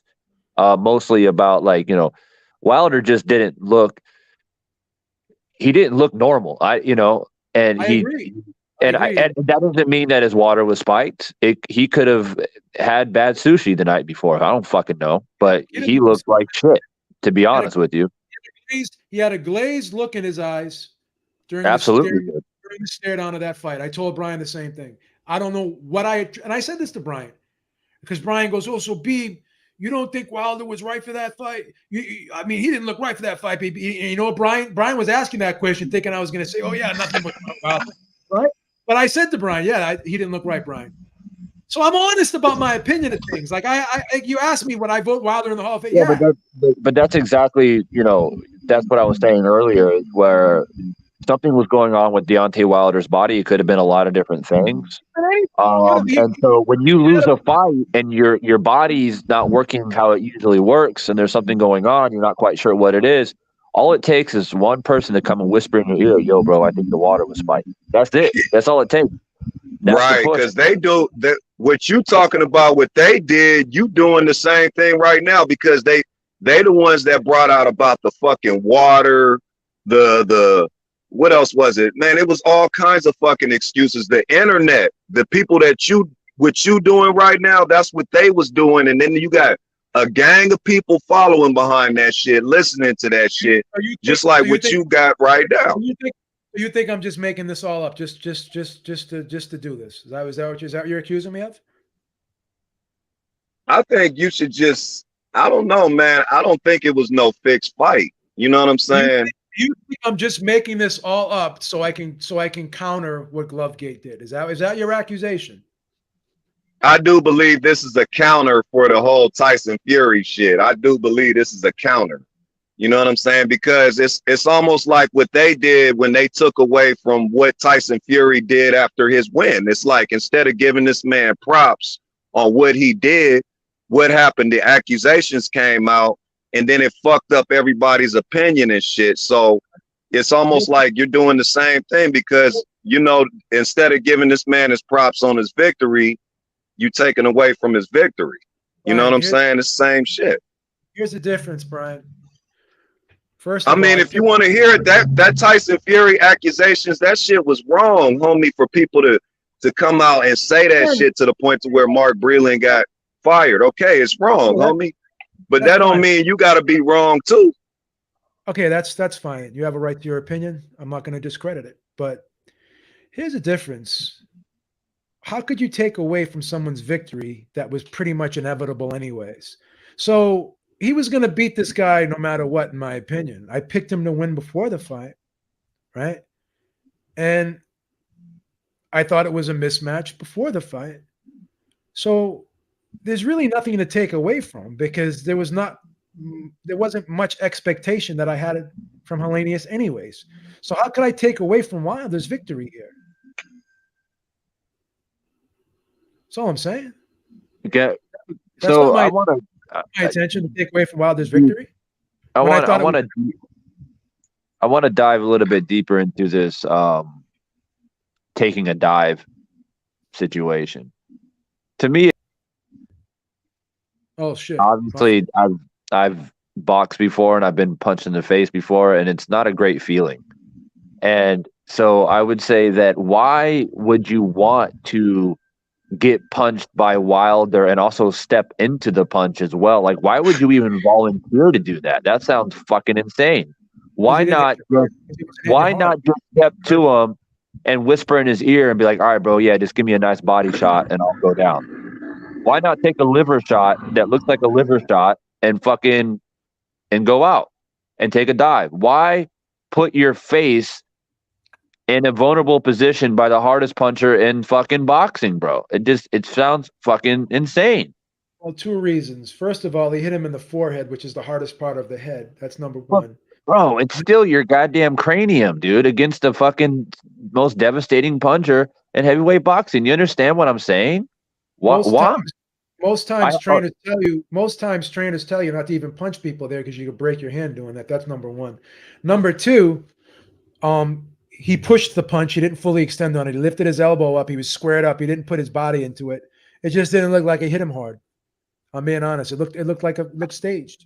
I think it did hit him pretty hard. It wasn't the most flawless mechanical punch ever, you know, but Wilder has a reputation and a history of not always being mechanically sound when he's landed punches and put people to sleep. But Wilder knows how to throw punches properly. Yeah, of course he does, but he's also unorthodox. He's also done a lot of shit that is very unorthodox. You don't agree with that?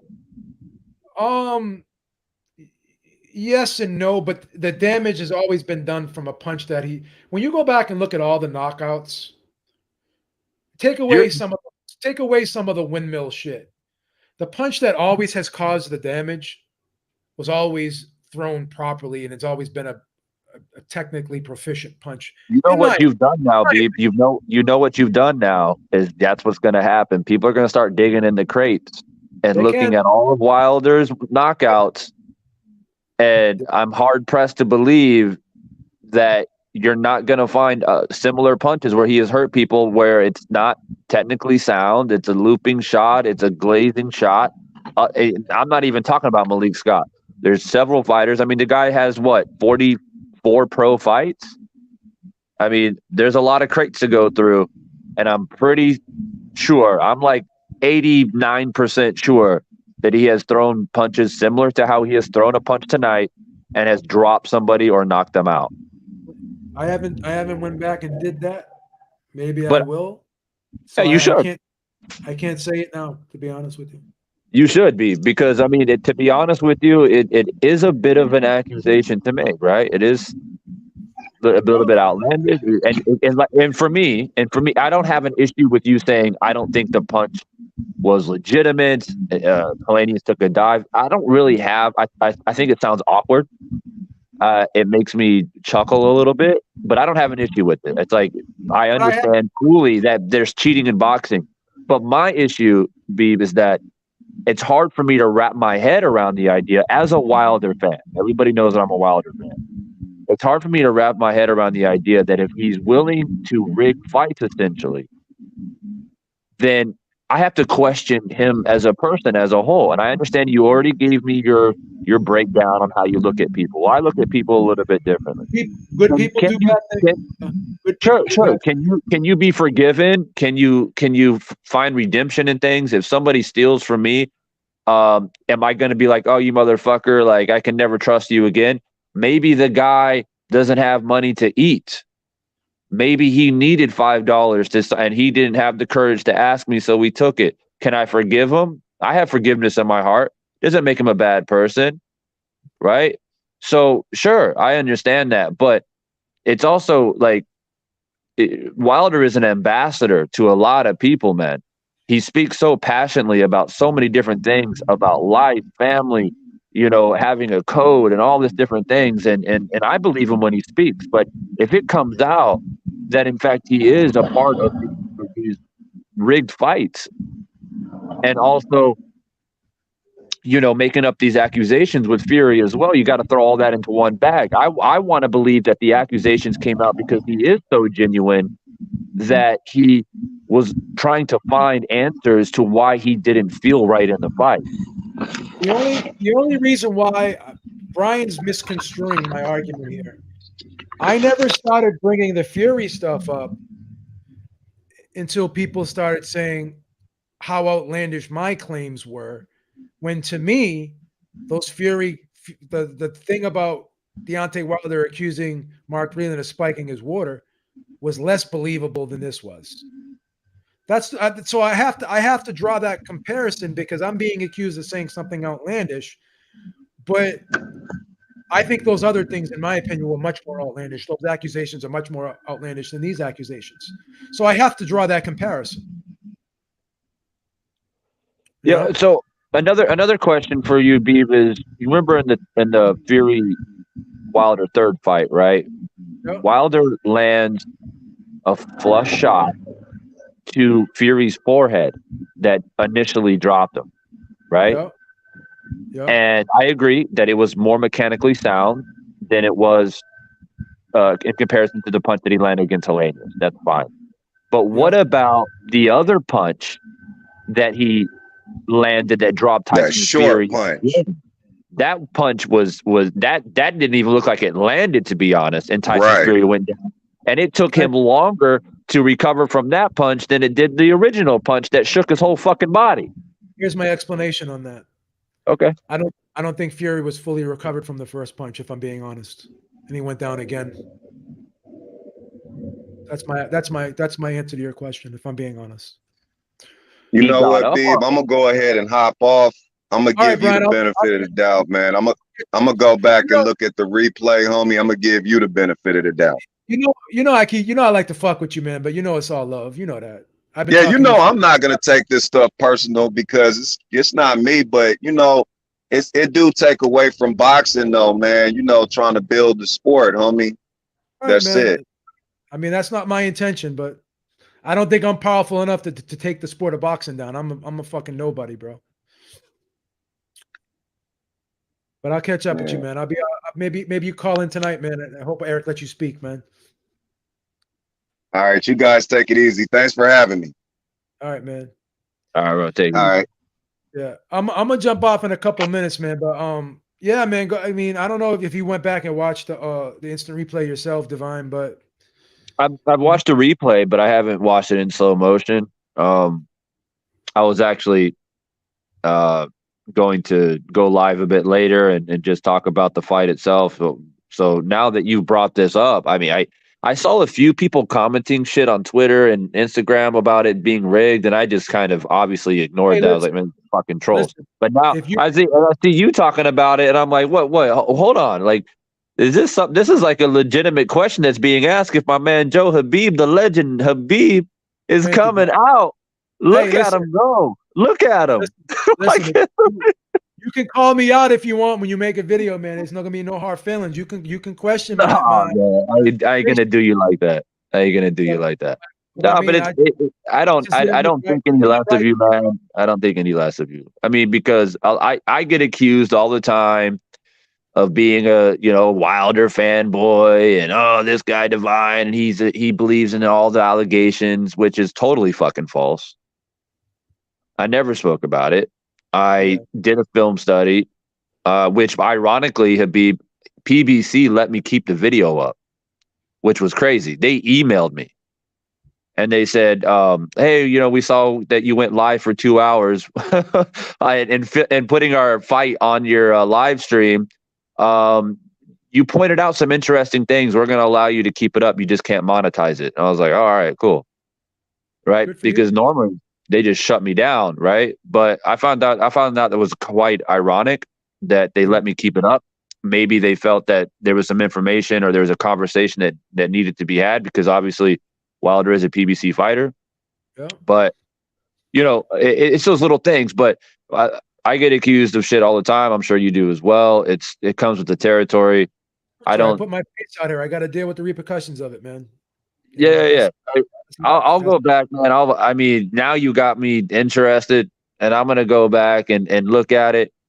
I mean, my reaction in real time was fucking genuine. I mean, I thought that it was a kind of step back. He saw Helenius reach, and he stepped back, and he launched the right hand, and Helenius walked into it as well.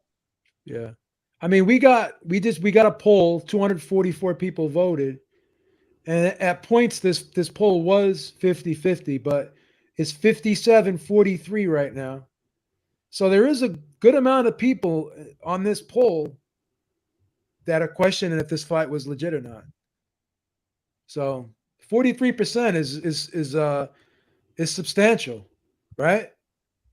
Well, I have to that it is, but I also have to think to myself, how many of that, 43%, they just don't like Wilder. I mean, let's keep it real. Not everybody is voting in the poll that is objective like you, Habib, that actually just, you like Wilder, you're a fan of Wilder, but you just found something that was odd and you think that it was rigged or there was a dot. But there are a lot of people that see Wilder's. I mean, they're just haters. I mean, that's just as simple as that. They're just like, yep, it was rigged. I don't want to give Wilder any credit. It's the same people that, like I said, if Wilder knocks out Usyk, they'll come in here talking crazy shit. Yeah. All right, Devon, I gotta jump off, man. I've been on there for almost 3 hours, man. I gotta get my day rolling here, but I appreciate you coming on, man. And I make sure y'all subscribe to Divine Sense. Shout out to Divine Sense. Shout out to Brian, the boxing historian, man. Make sure you check us out tonight on the Ringside Reporter podcast, 6 p.m. Eastern time. Until next time, take care, everyone. Be safe. I'll talk to you guys later, man. Be good. All right. Peace. All right. Peace out, man.